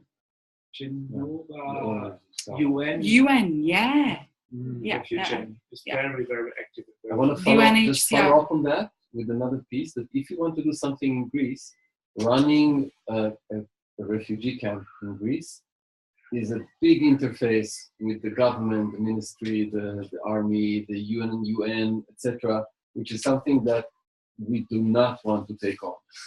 So I would say we definitely want to have a partner. So in Alpida, it's the donors. In Scala, it will be Nikki and Forrest and Anna, who would take that on. Because we don't have the skill, the capacity, or the desire, I think, to handle that. We wouldn't, and also just to bring one piece of information is that from the previous meeting here at Tamera, we then had a meeting with Ethan and Mena from Gen, and then Sarah Keblating, about Scala potentially being a collaboration between Blueprint and Gen, and then Refugen. So in a way, it also means that it's a little bit less work for us, because there is a bigger network that would be involved in the day-to-day active, like we're never going to be involved with the running of it. We would just be involved with the design, right? Yeah. And May I say something? Here. Ethan? Hi. I also want to make sure you all know that Refugen is, the old Refugen project has closed, which happened at the Gen conference this year in Spain, and it will now take a new form in the next months. At the Green Phoenix conference coming up in October, there'll be a new reiteration of Refugen, which already has many ideas around it, but there's a possibility that we could incorporate, if we're in connection. Also, Lila is one of the lead people with this. So if we want to shape how Refugen can be involved, or how Gen can be more involved through Refugen, then this is one access point that maybe we bring Lila into the conversation. And it's still being discussed how this will be arranged. So it's very open. Ethan, I'll be at the Green Phoenix. Fantastic. Yeah, so I'll be able to talk about it there, but I'd love a clear position from this group here. What are we willing to do and not willing to do as well? Oh. I think it's, Scala and Alpida are really nice in the way that they offer two very distinct possibilities. And Scala gives us the possibility to do a whole site design starting from scratch. But it's a longer process. It will take longer to manifest, to populate, to set up all the operational issues. And the end result will also not be a refugee camp. So it will not be on the field as one of the camps. It will be a kind of like a side something, in terms of, if you look at the scene, or the humanitarian scene in Greece. On the other hand, it can also bring a new shift into maybe we don't need refugee camps. Maybe we need this, social integration with training and peace camps. And the ownership of the project and the leadership of the project is much more aligned with where we're coming from. Yeah, which is a big thing. What in Scala?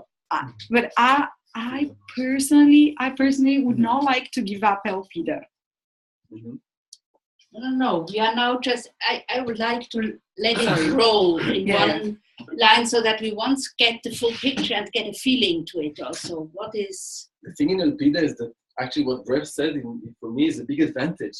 Is there is not so much to do. There's a few things that we do that we know very well how to do, and they will be supported by a whole ecosystem. So what's the purpose of this second site? Is this in line with what the second site ought to be doing first? It sounds to me like an interim between, a lower risk first experiment with that in an actual refugee setting, rather than saying there's BP 200, now we've got it, bang, and it's a huge risk in a high pressurized refugee camp. So if basic needs are already met, you can try a few twists on the conventional model. what I like here is to say Elpida, as it is working now, is a blueprint implementation, so that we don't have the full set of Blueprint 200, and that we are looking still for a site that is at least near to refugees or education center for refugees, or partially run by refugees, which is then the full set. Yeah. So we are, do we agree on this, that we are looking for a site that can do the full set, Blueprint 200, the full design? This is seems for me to be the question. If so, it would seem to me that is quite a way chronologically down the track. Yes, I think so too. Because then you haven't done BP 200 yet. So we would have the design process, and then we could split into the two sites. Yes. But if it involves actual refugees, I think that would be what you were saying about risky. It would just be way too. That is why what I speak now for Scala, because they will want to not. You won't be set up as a refugee camp. You won't be an official refugee camp. Yeah.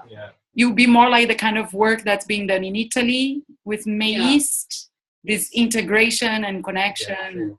And they have a setting of starting off with 50 chosen people, also refugees amongst them, but not as a refugee camp. Yeah. So they could start also, in my opinion, right now and contributing to the whole BP 200 process, like we do it here. And we see sometimes there will be more expertise in that setting to advance the next step than here.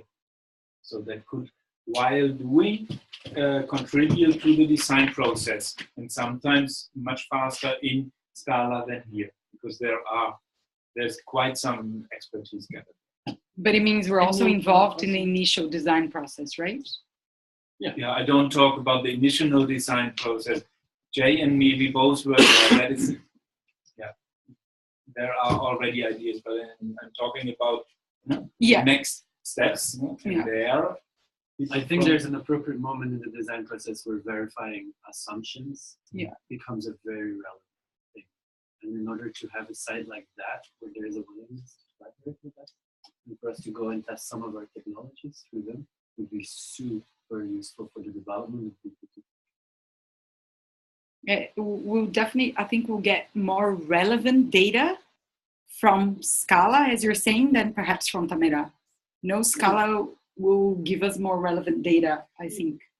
Also because I think Tamera, at the end of the day, you have a fully functioning site with more than your basic needs met, where they're not having to rely, like they're connected to the grid and things like that. So as much as we simulate a refugee camp here at Tamera, it's still, the conditions are still not going to be so realistic.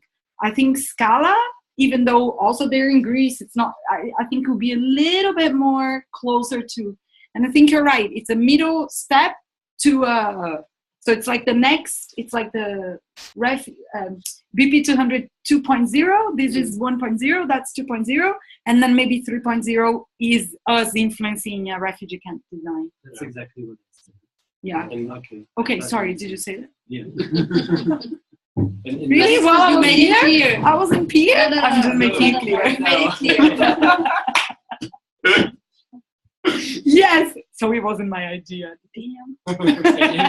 In the story of in the journey of someone who is displaced, a refugee, both Scala and Elpida are places where they might not come first, but it's actually already part of a long-term answer what to do with the situation of refugees.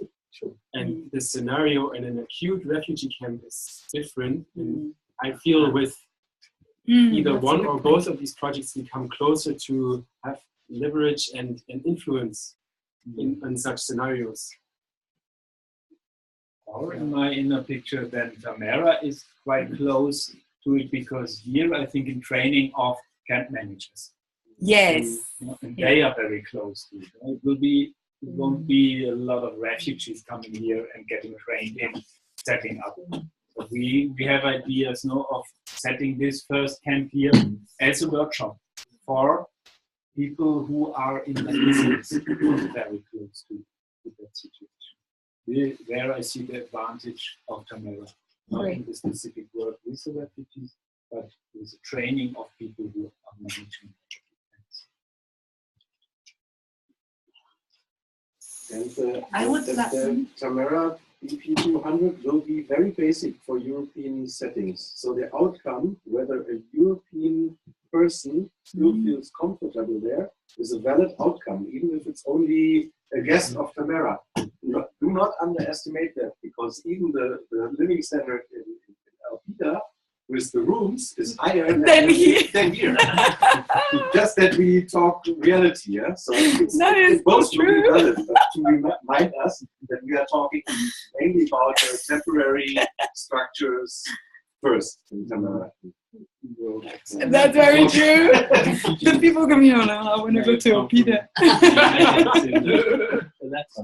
We are already testing refugees. People come from Africa or Turkey and stay in Tamera for a week. They are challenged and surprised. You wanted to say something? Well, refugees are not necessarily used to difficult conditions. No. Nice conditions. Not at all. Like, a lot. Actually, from my experience with talking to refugees in Berlin, like most of them had to have quite a lot of money to be able to get there. Like they paid so much money. So you only see the kids of the parents who had really good jobs, who super well, like really wealthy people. Yeah. The one who make it into Europe are usually the ones who are in that condition. Yeah. It's a beautiful design drive. It can add a super unique quality to the BP200 at Tamera. There's something there that makes people feel comfortable, even in uncomfortable. Yeah. And that was simple. Yeah. Can I come with another short line? I know when I think, let's take the Elpida and the donor of Elpida as a Mr. X example, right? He wants to help with refugees and likes to think on big scale.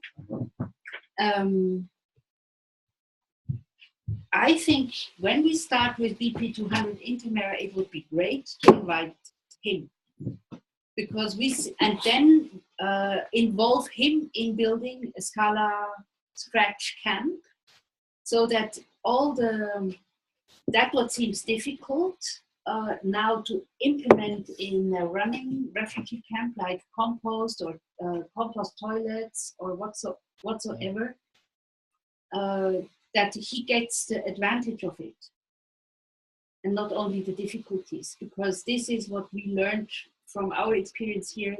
We need to know the advantage of things and then we can go for them. Mm-hmm. And not say, okay, composting is difficult because you will have rats, mice, and dogs in your, and this is dangerous. Mm-hmm.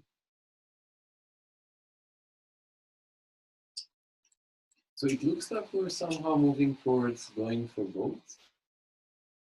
That for Elpida and Scala to support both of them. This is distinguishing this blueprint implementation. We are on it in Elpida. I never thought in rejecting that. No? So it's in it in you if you want to go on. Here we are talking about something different. No? Our issue is, can we talk to Scala in the way that we could tell them, we are ready to cooperate with you on the level of Blueprint 200 side. Who do you want? That would be new information. But also for me, for TIDA, like to go to take it on, and I think it needs to go to another level. And there, I would want now to have the decision of the group to do that as TIDA becomes a blueprint implementation. Yeah, and then to have some support in specific fields from the group. This is clear, but this is another discussion. This is then. So that's when not part we of would now. Blueprint 200. Yeah, yeah. It is then we would say Blueprint 200, side 1, side 2, Tamera Scala, and we have the chance to have a nearby running operational refugee camp, where we implement what we already know that we can implement. Or what is requested. Yeah. And what we can implement, because there are many things that we cannot, that are requested, and we saw that we cannot answer the requests. So just to go back to what Ben said, I think the decision here is, like, I'm going to the Green Phoenix tomorrow night. Can we have this conversation with Anna in Scala and say, yeah, if you guys are going to go ahead with this project, then we are happy to support as this side being BP 200. So Blueprint will give support. And then I think it's very important to also set the boundaries of what this support would be. We're not talking about being involved in the day-to-day operations or in the running operations, but I think we could support design, we could support implementation, and we could support capacity building and probably monitoring, yeah, and training. All the things that we... Yeah. And I would go even further. We could also offer to formulate it as Blueprint, so that they come with expertise, they do something, and we take it in. So this participatory... Say it again, sorry. Might be that they set up a kind of tent there, which we did never experience, out of their research. Yes. We take it in. Great. So it's also research, Blueprint research. It's not only coming from us, yeah, so they can use it, but they will have a dynamic. They will experience with different things on technology, on design, but much faster than us on construction. So there we could say they are the site, and we take it from there into Blueprint. Yeah, that's true. And it's also, I think if we do that, it's also a request for them to coordinate with us certain things. So we offer a certain contribution, and in exchange we request that, you know, if they want to change the design, they talk to us. So there should be it limits their freedom a little bit by we put into that process. Yeah. So do we have a yes? I think let's wait still a minute. We have now, at least I feel we have a sort of a round picture of what it would mean to say yes to Blueprint 200 in Scala, right? And now let's be with, what do we say when we say Blueprint intervention in Elpida? And there I ask you to once fully speak your experience. Can you say that again? We have a picture of what it means to say yes? Yeah, what it means to say yes in terms of manpower, but to what picture do we say yes to? Okay. Yeah. I always close it when the first papers start to flow. Okay, before the first papers flow. You can read a little bit. I put everything would say, let us do this, and then we make a break, and maybe we even jump into the lake. It's 20 to 7 as well. Whoa! And B leaves early tomorrow, right? So we need to say goodbye to B today. Okay. This was not easy to take information. Yeah. Okay. Yes, but we are with you. So I think most of it has already been said. I will just kind of like summarize and put it together. So in Elpida, we already have a beginning and we know what is the possibility. We have a site that's already working and is open to our intervention. I hope it is. I haven't been there in a month now, but I think it will be. And we can put together a system that includes using gray water and black water,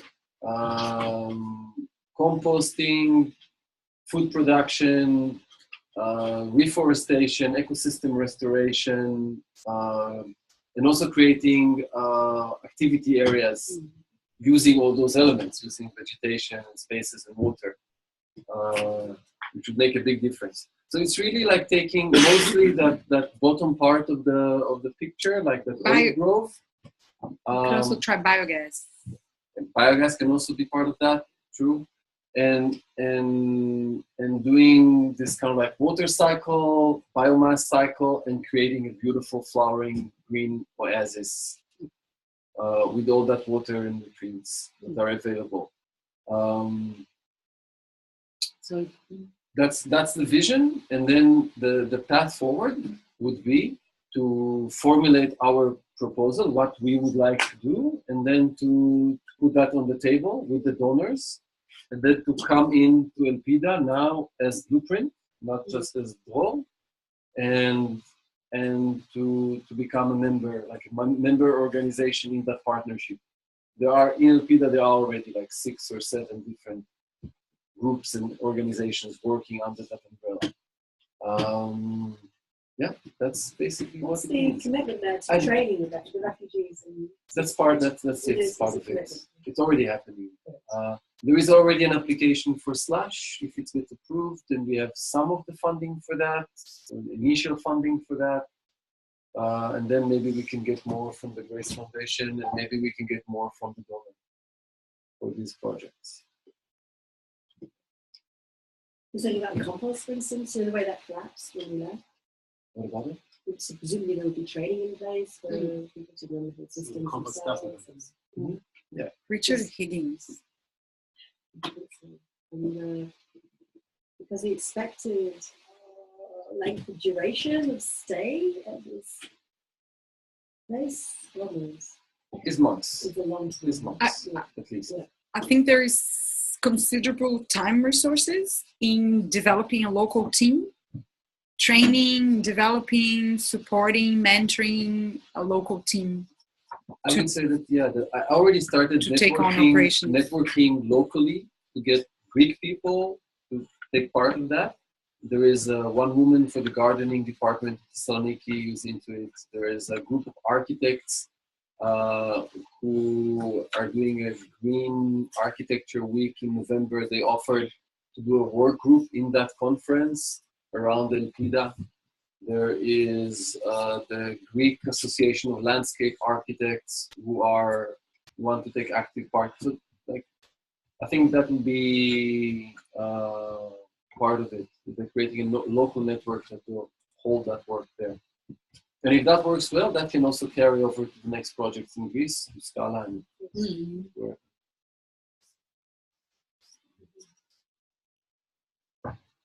This can be also like really what we wanted, like to support Greece, you know, in like the field of sustainable regenerative design and building in Greece. And if we are with such an intervention or implementation, I would also ask for somebody who said, "It's me. I'm the responsible contact person." If we get into contact with them on an organizational level, is it you, or would you say, if you would change your position that you hold now, you would pass it to somebody else in the team before just leaving? I would say I would start it for sure. I would probably get support from Ruti in the kind of like organization to organization connection, the corporate aspect of it. And the on the field aspect of it, I would look to pass it on to Greek people. Not to other team members from. I always thought that maybe this is something that we can also get help from outside of Blueprint. in terms of permaculturists and other people that are part of our networks that may be available. Yeah.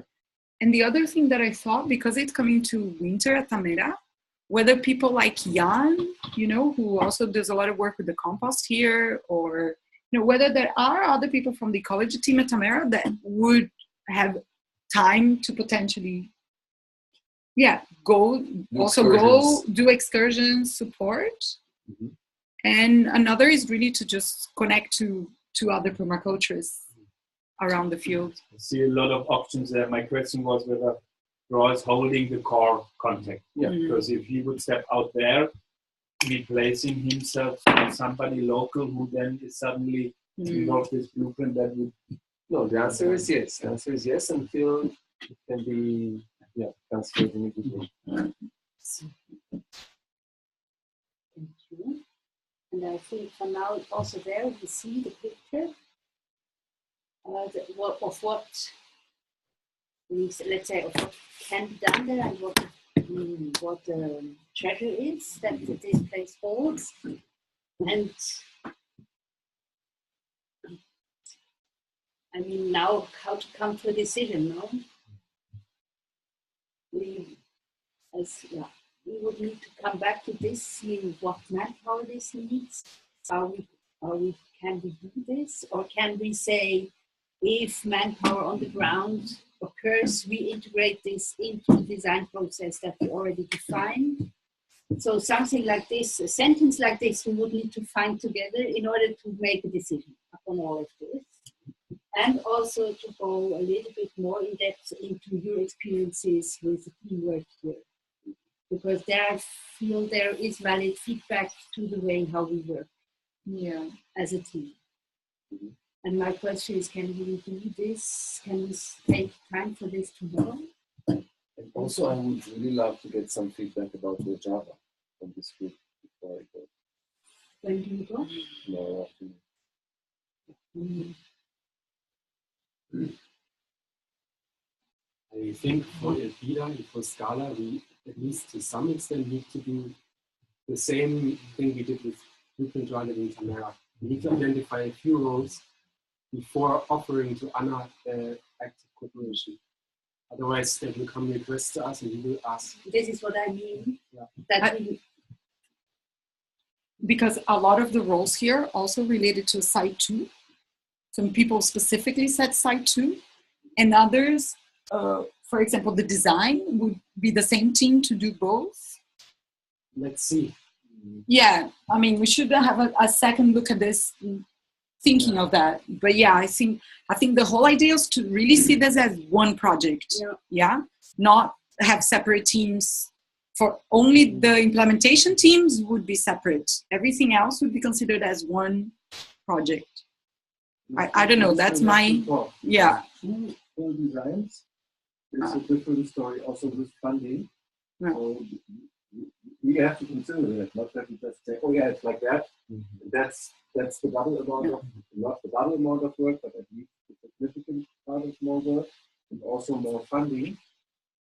But can we not now say, this is a talk we need to do tomorrow? Yeah. Because now, at least my brain is already cooked, and I would. But I think we are somewhere, and we have also ground to dream and think and develop a little bit further innerly what our inner priorities are.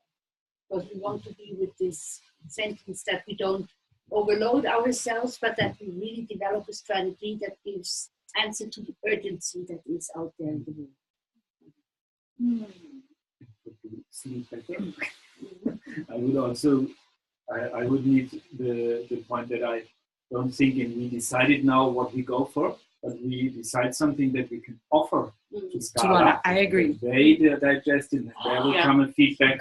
And we saw on several points that we also before end of November will not be fully able to decide anything, so we can just decide upon the direction, but make it very transparent that there is work to do, but we want to know whether and how far, where Scala is in order to prepare.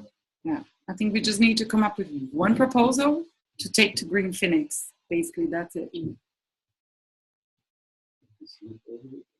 And now, as we have our last meeting where B is present, as I've just heard 20 seconds ago, I want also to say thank you to your presence and really let us organize Blueprint in a way that you can really commit more to what your heartbeat is. Yeah, I'm looking forward to that. We're hoping it actually, I don't know if it's possible, but maybe coming back in October for the solar film.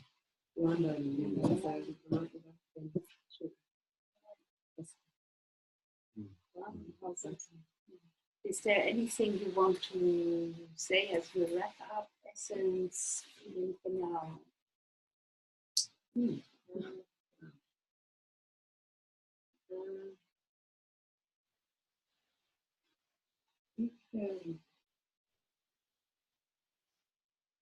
think I don't remember, a little bit interesting and challenging today, but I think it's a good for me. It's going back to the values and looking at all of that. Ethan cannot hear you. And at the same time, I'm just talking about the last couple of days. Hi Nick, Ethan, we lost Magnus. I think they have been a little bit challenging, but I think that's actually quite good because it is re-looking. I know that can feel really difficult with, not again. I think it's really, really good. I think strength will come out of it because we're always working to a little bit more clarity. This process is probably good for me because I am more apt to just want to get on and, identify, be really clear, and know what you're doing. But actually, this is a huge process. And I think that process will actually build trust as well. I'm still unclear as to what I can offer and where I'll fit in, but I do feel committed. I feel very happy with that commitment. I don't know what shape, I don't know what it's going to look like at all. I like the way this conversation is going, really, with the Scala. And, Tamara's side, the Scala side, I really, really like the partnership element with Scala. It's a lovely entry. One of the things I identified, I think, right at the beginning was it'd be lovely if somehow we had some funding to pay a dedicated fundraiser. Because I do see ongoing that could be a bit of an issue. And we did say, how can we really elevate really what we're doing into the real world, rather than lose this momentum, lose all this amazing energy. It dissipates into people's busy lives. I'm not saying I need funding for everything. I don't, but I do think that will really enable the possibility to really shift us upwards and outwards and do it really well, without rushing, without knee-jerk, without panic, without urgency. Get in the support systems we need. Between us, the networking here, the resources, the skill set is phenomenal. Just sitting here, hearing what people can bring, and what you have access to in your teams and your networks. We are really in an incredibly privileged position to be able to do this. This is really something we can do as a group, and I would hate to see it dissipate through lack of maybe just that financial support, perhaps. Just maybe I'll throw that in as that fundraiser element. I just think that really will help. We also just wanted to say that for me, it's so good that we also have people like you and Magnus and TH and Jay that are actually going out and doing projects in the world and collaborating in Blueprint. So even if you're not having a super active role with this, I think you have a super active role in Blueprint because you're the one making this project happen. So yeah, so I think that's really cool too. So thanks everyone. I appreciate that very much. And, I had a talk last evening with you in the bar. Intoxicated as last time. which was Where good are you going because with this? no, because the talk was much deeper, and I like the way that he was here this time, and also that she wants to come back. And I see that one role that we always formulated Tamera to be is also in a way like a safe haven, somewhere where people can recharge their batteries, where they can also be when they are not busy, when they are not running projects. And in a way, I heard what she also wants, and I will share it also with my team on the other level than project management. And I would say she's always welcome, and I would say thank you for your openness yesterday. Yeah. Yeah, really, thank you. That's a very good thing. Super glad. Oh, So thank you for being here. And is there going to be a bar tonight? Yes. Yeah. So I went to the bar to drink chocolate. Well, would the bar be here? Yeah. Bar? Here. It's not part of the bar? Or it's Wait, here? let us Sorry, first close ritually close before we speak about chocolate and bar and stuff. And put ourselves into the globe once more and acknowledge the work that we did the whole day, remembering what we said this morning to each other when we met out there, checking, are we there?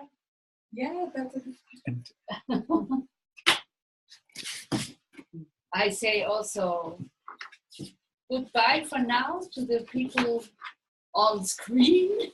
Interesting way to address you. It's Nick and Ethan. Still present. Yeah, and now I feel we have now made 2 days intensive. Tomorrow will be a day where people come in more and people go out. So it will be a transition day. And so for these 2 days, I already now say thank you. Thank you. I wrote down what you said in the morning, so if you want to check whether it has happened or not, if you can remember, it's here. And questions about the evening at the bar? Yes. So Maybe we say goodbye to them. Goodbye. Oh, We yeah, now goodbye. organize our bar evening. Ciao. Bye. Hey, how do I arrange a talk with B for a few minutes? Sorry. Cross Town Express. Maybe we can do it now. Yeah, just do it now. Okay. Can we do it elsewhere? Yeah, let's just finish the bar announcements and then you can Great. come up to me. Great. Thanks. Thanks, Nick. Thanks for participating. Yeah, that's very important. Bye-bye. There's Bye, Nick. Nice to see you. Bye-bye. Bye, B. Yeah, nice to see you too. Cheers. Thanks for being here. Take care. Talk to you soon. You can say whatever. Oh, he's gone. Okay, Ethan, hi. Oh, sorry. No, wait a minute. Wait, we're not finished. Sorry. Yeah, just take a minute. Come to me when you're ready. you wanted to say about the evening and the bar. The question is, do we do a bar here or do we say we go over there to the cultural center and have and put your chocolate there? Ciao. Yes.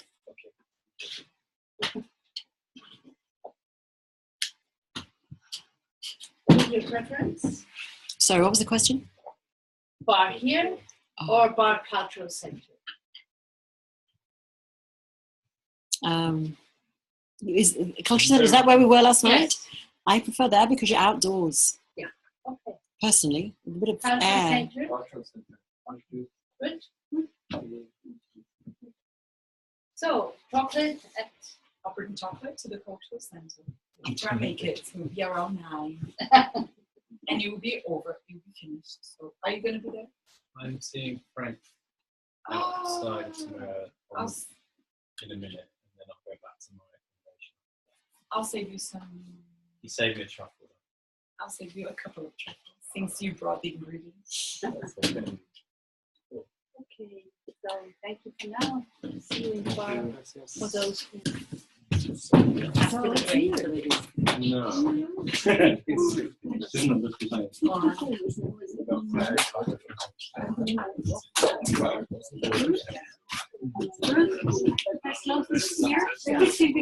No, she's still connected.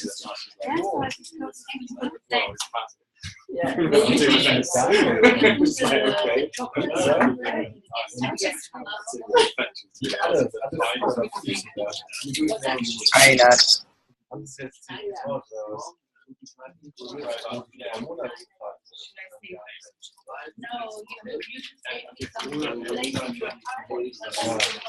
Hey, Marcus. Yeah, me too. Are you eating here? Yeah. Okay, so maybe we'll take 10 minutes. Okay, so maybe Hey. we look at each other to see. Hi. Hey. Yeah, I think so. And I need to get food for my friend. Sorry, I'm just. No problem. Does anyone else need to go to? Anyway, what's the story?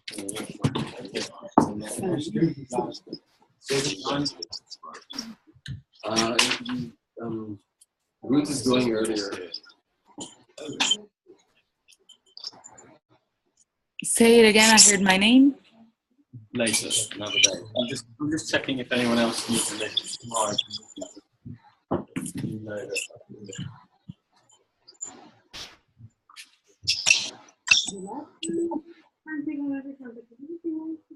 If anyone needs to go to Lisbon tomorrow at about 5.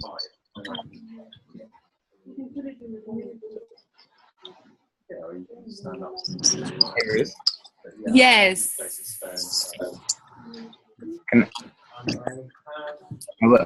When you're done, never mind. I'll just, when you're done, just, is B still there waiting for me? Yeah, she is. She's getting a piece of paper and she's on your way and she will be here in a minute. Great. Okay, I'm gonna go. Good to see you. You're looking good. I'm glad Caroline is not here. Otherwise, I'm gonna for the rest of the night. Good night. Good night. Thank you.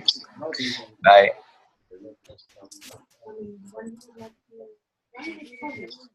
Maybe they.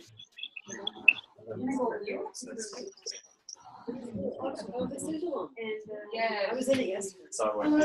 But I think I might take a. I live in Lisbon. When do I stay? Yeah. Monte Carlo. Hi, B. I'm ready when you are. Sorry, Ethan. I'm just trying to. I just picked up my phone and there's things on it. Just No worries. one moment. Time. Oh, look, I'll do this afterwards. Let's have a talk with you first, hey? Great.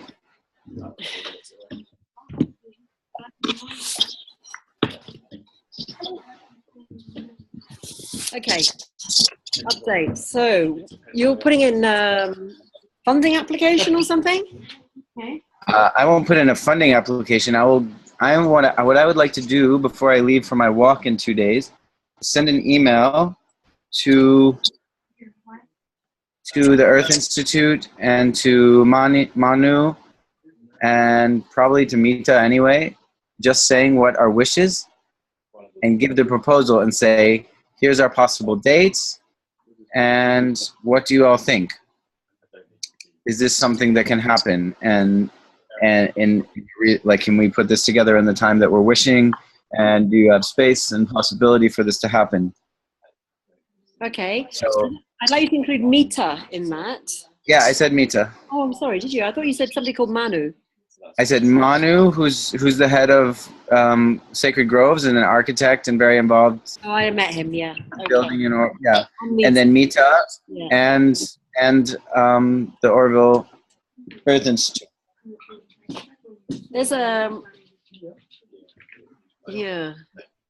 There's a media center there, and there's a woman. I can't remember her name. Eileen or Elaine? Elaine, I think her name is.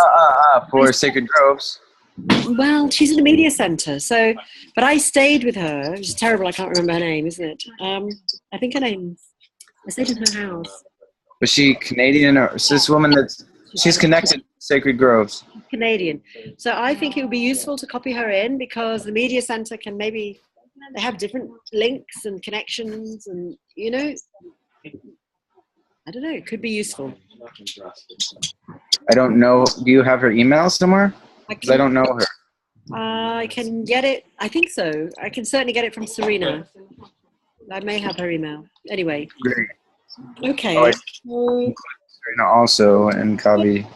Have you got a copy of the application form? I'll tell you what, I'll send you, will I? Yeah, how can I do that? I'll send you a copy of the slush application form we made for the Lyme stabilized soil training in Nepal. And I'll send you just a couple of tiny little outlines. I sent Magnus for Lyme stabilized soil training that he's going to use as a springboard to try and escalate or elevate the training, I guess, in Nepal. Just so you've got some of that background information to inform you as to what's possible in terms of the Lyme stabilized soil training. But I would also like to offer the straw bale training as well, so that, you know, as we discussed the last time, one follows the other. Does that make sense? Yeah. Or do you, I mean, have you got an outline already? Are you needing an outline from me? What's the story? Yeah, I don't really have anything yet. My plan was to, in the next couple of days, at least write something that people can look at. So if you have something already, it's great. Well, I'll send you what I've got, and then if it's just not quite what you want, and you want something a little bit more succinct and, you know, just a quick sort of summary, really, of the Lyme stabilized soil and the straw bale training, then get back to me. Remind me which one goes first? Well, I would do the Lyme stabilized soil first. Remember we talked about that the other day? Yeah. I have the notes. I forgot which one. It's fine. That's no problem. And then followed then by the straw bale building, just some test walls and demonstration walls at this stage that hopefully, I mean, Nick, if he was still on this conversation, damn, I should have kept him on the conversation. Nick should also, he's also happy to help. I've spoken to him about putting the sensors in the straw bale wall, to humidity, temperature, to monitor how they cope with the temperature change throughout the year and the humidity change throughout the year, given the different finishes. Yeah, because also one of the uses of the Lyme stabilized soil mix would be to offer monsoon resilience to straw bale walls. So we can do a clay plaster, we can do or render, we can do a lime, standard lime and sand, which is traditional, and then we can do the Lyme stabilized soil, which is cheaper and more resilient and less carbon intensive, I guess, than the lime and sand. Do you remember we talked about this? Yeah. There were parts of our conversation that got cut off that I couldn't hear, just so you know.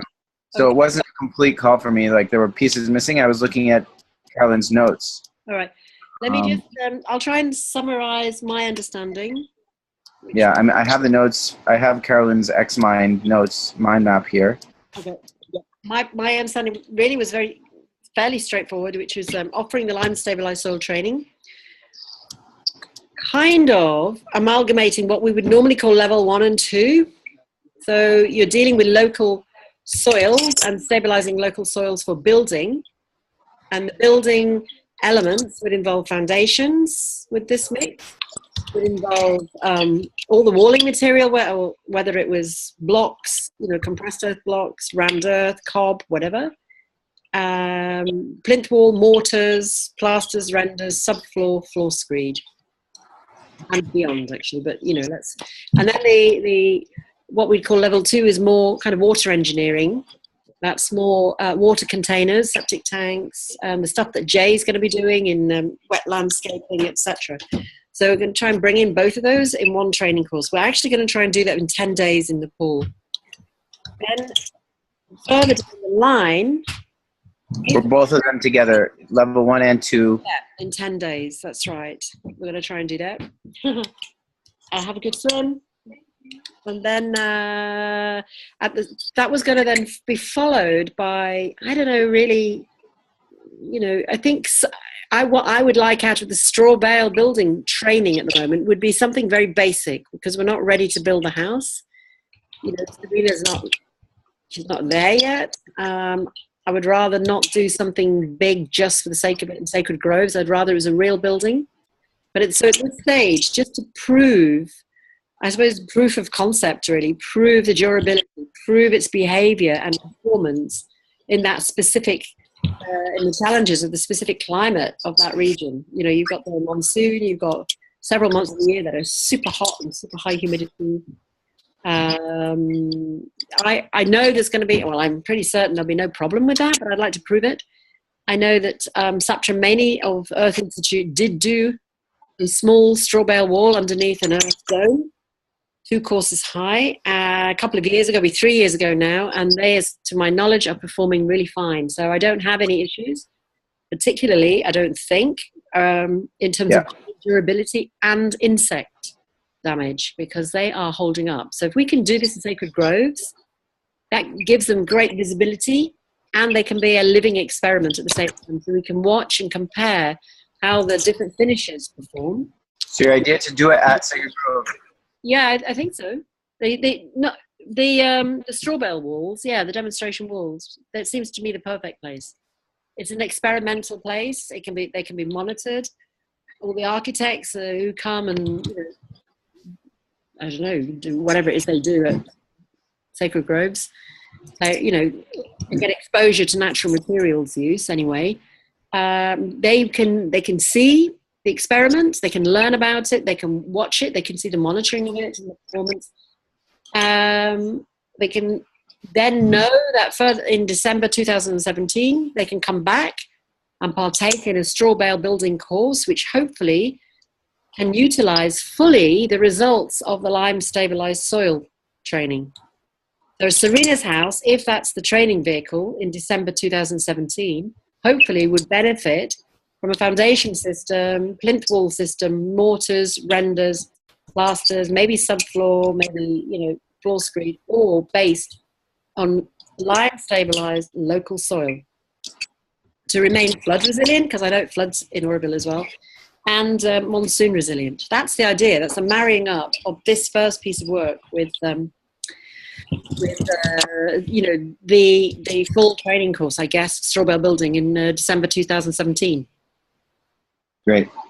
But I think from what you and Carolyn said, I think the best funding potential source is going to be the heritage people in Tamil Nadu. Heritage people? I can't remember what they're called. I don't know. Didn't you say there's a big heritage? There's a lot of funding at the moment for heritage techniques in building. You mean Sustainable Livelihood Institute? Say again? You mean Sustainable Livelihood Institute through JOS? Yeah, that's what I mean. Okay. No, did I misunderstand? Or are you going to be? No, I don't know if it's possible or not, but we can ask.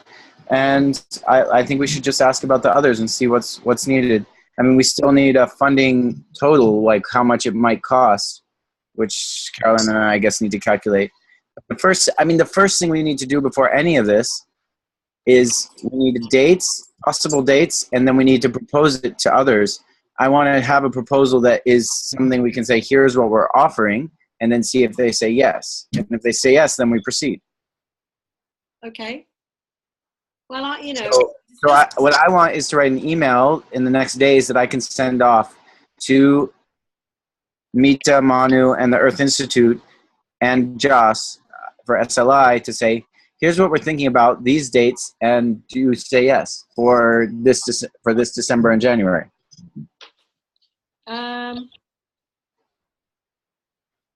We discussed dates previously, didn't we? So yeah. I mean, I could do. What could I do? mid-December, January. Yes, Yeah. I probably could. So it would be 10 days for the stabilized soil workshop in December, and then another. The thing is, Ethan, hang on a sec. Let me just think. I probably, one of us would have to be over there beforehand. I'm going.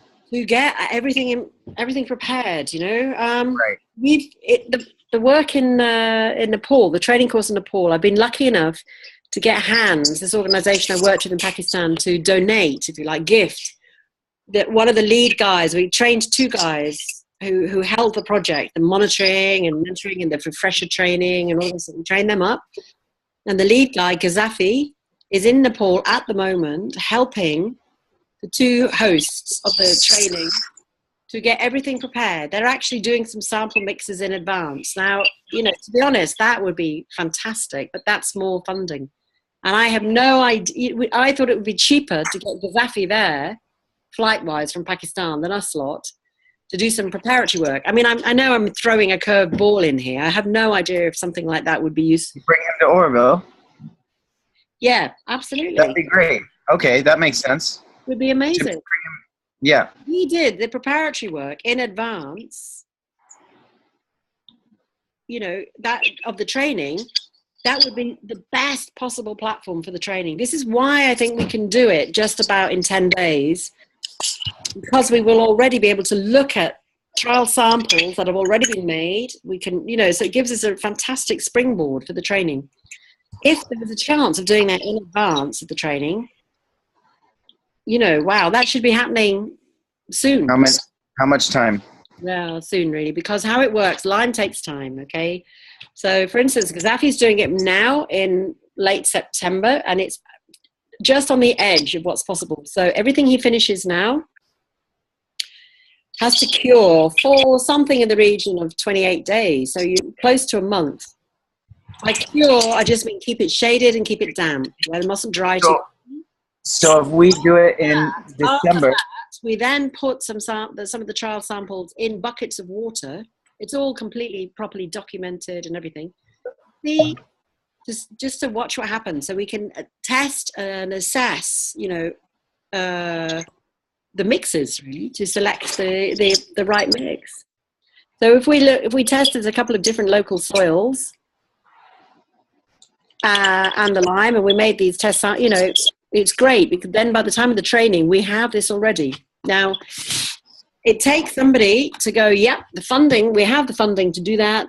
We have some people on the ground who can work with Gazafi and make sure we've got all the materials, equipment, tools. It's not expensive, but it is somebody has to be organized enough to hold that. Do you know what I mean? It's not, it needs a bit of, it needs a bit of work.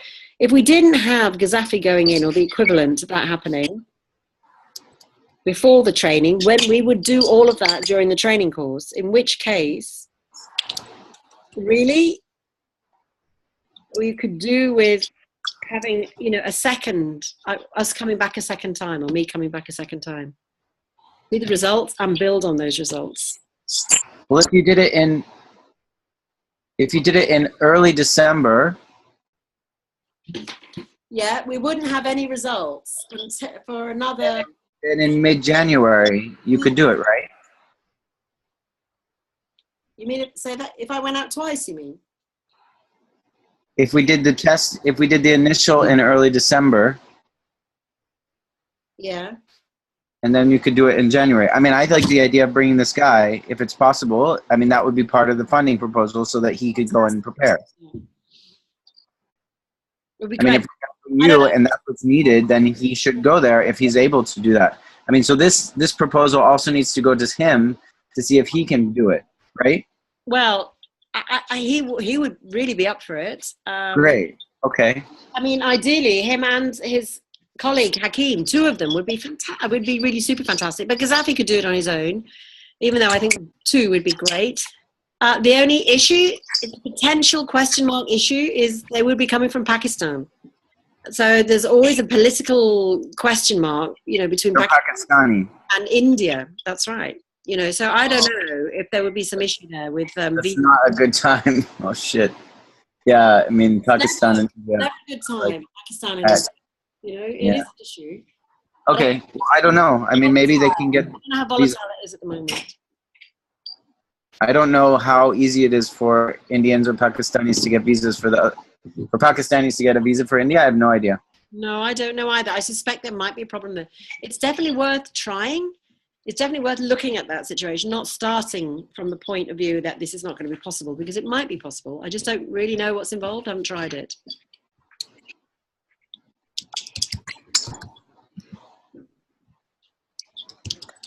But he'd be, you know, it would be really excellent. And he's, you know, he's literally so close.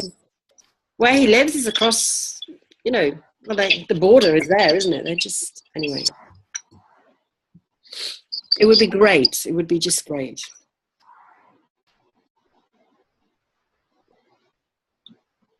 Okay. I guess we just need to look into it and see if it's possible. So that's one hurdle. I mean, what I want to do right now is make this little like 2 or 3 paragraphs that I can send to these people in Oroville. Because what we still don't know is if there's time and space to even create this. That's the first, I mean, to me, that's the first question, because maybe we just get a no and then there's no point in continuing, right? For this moment. Okay. Are you not going to put it to these sustainable livelihood people? There's 2 things. One is to see if there is time and space for the workshops, if the people support the idea. Then we have to apply for funding. SLI, I don't think it will initially be a funding opportunity. I think Carolyn is writing a funding proposal for Lush in the US that she talked about, that would go to them. So that's a funding proposal that she's going to work on. But right now, we need to even get the idea into a short description to say, here's what we're offering, here's when we want to offer it, and then go from there. Okay. You need to let me know what help you need with that and by when. I think you're on a bit of a tight. This is what this conversation is so that I can now write an email with a proposal. I'll send it to you first. Okay. And then hopefully before I leave on Thursday morning, I could send this out to, I mean, either that or it waits 2 more weeks while I'm on this walk. It can wait 2 more weeks, or I send it to Carolyn and she sends it. Yeah, let's get it out there, Ethan.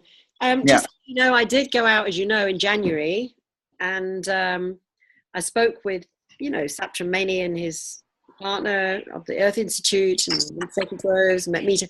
They're all really up for it. Right. So it's just the timing. Like, we need to ask the question, and maybe it's actually even better that I send you the final thing that we've written, and then you send it to them because you have the direct contact. I mean, I have contact with them, but you have they already discussed it with you. And so if you say, here's what we've come up with, and is this good for you? And see how it moves. So maybe I send you the final draft of what I work on. Thank you very much for doing this, Ethan. Yeah, I mean, we want to create it. That's Carolyn and I, that's our intention. And so we imagine, this is just to get the whole thing together, and then we go forward, and hopefully it works. Wonderful. And then, you know, one of the things that came out today is it might be only like 1 month away before Tamera fire the first kiln with the mirror, you know, to burn limestone. You know, with no other fuel. I mean, I just... That's awesome. Getting their solar kiln going, their very first test on any kind of captive space will be a lime kiln, you know, or will be a kiln to burn lime. Which is super exciting. So cool. Yeah. So great.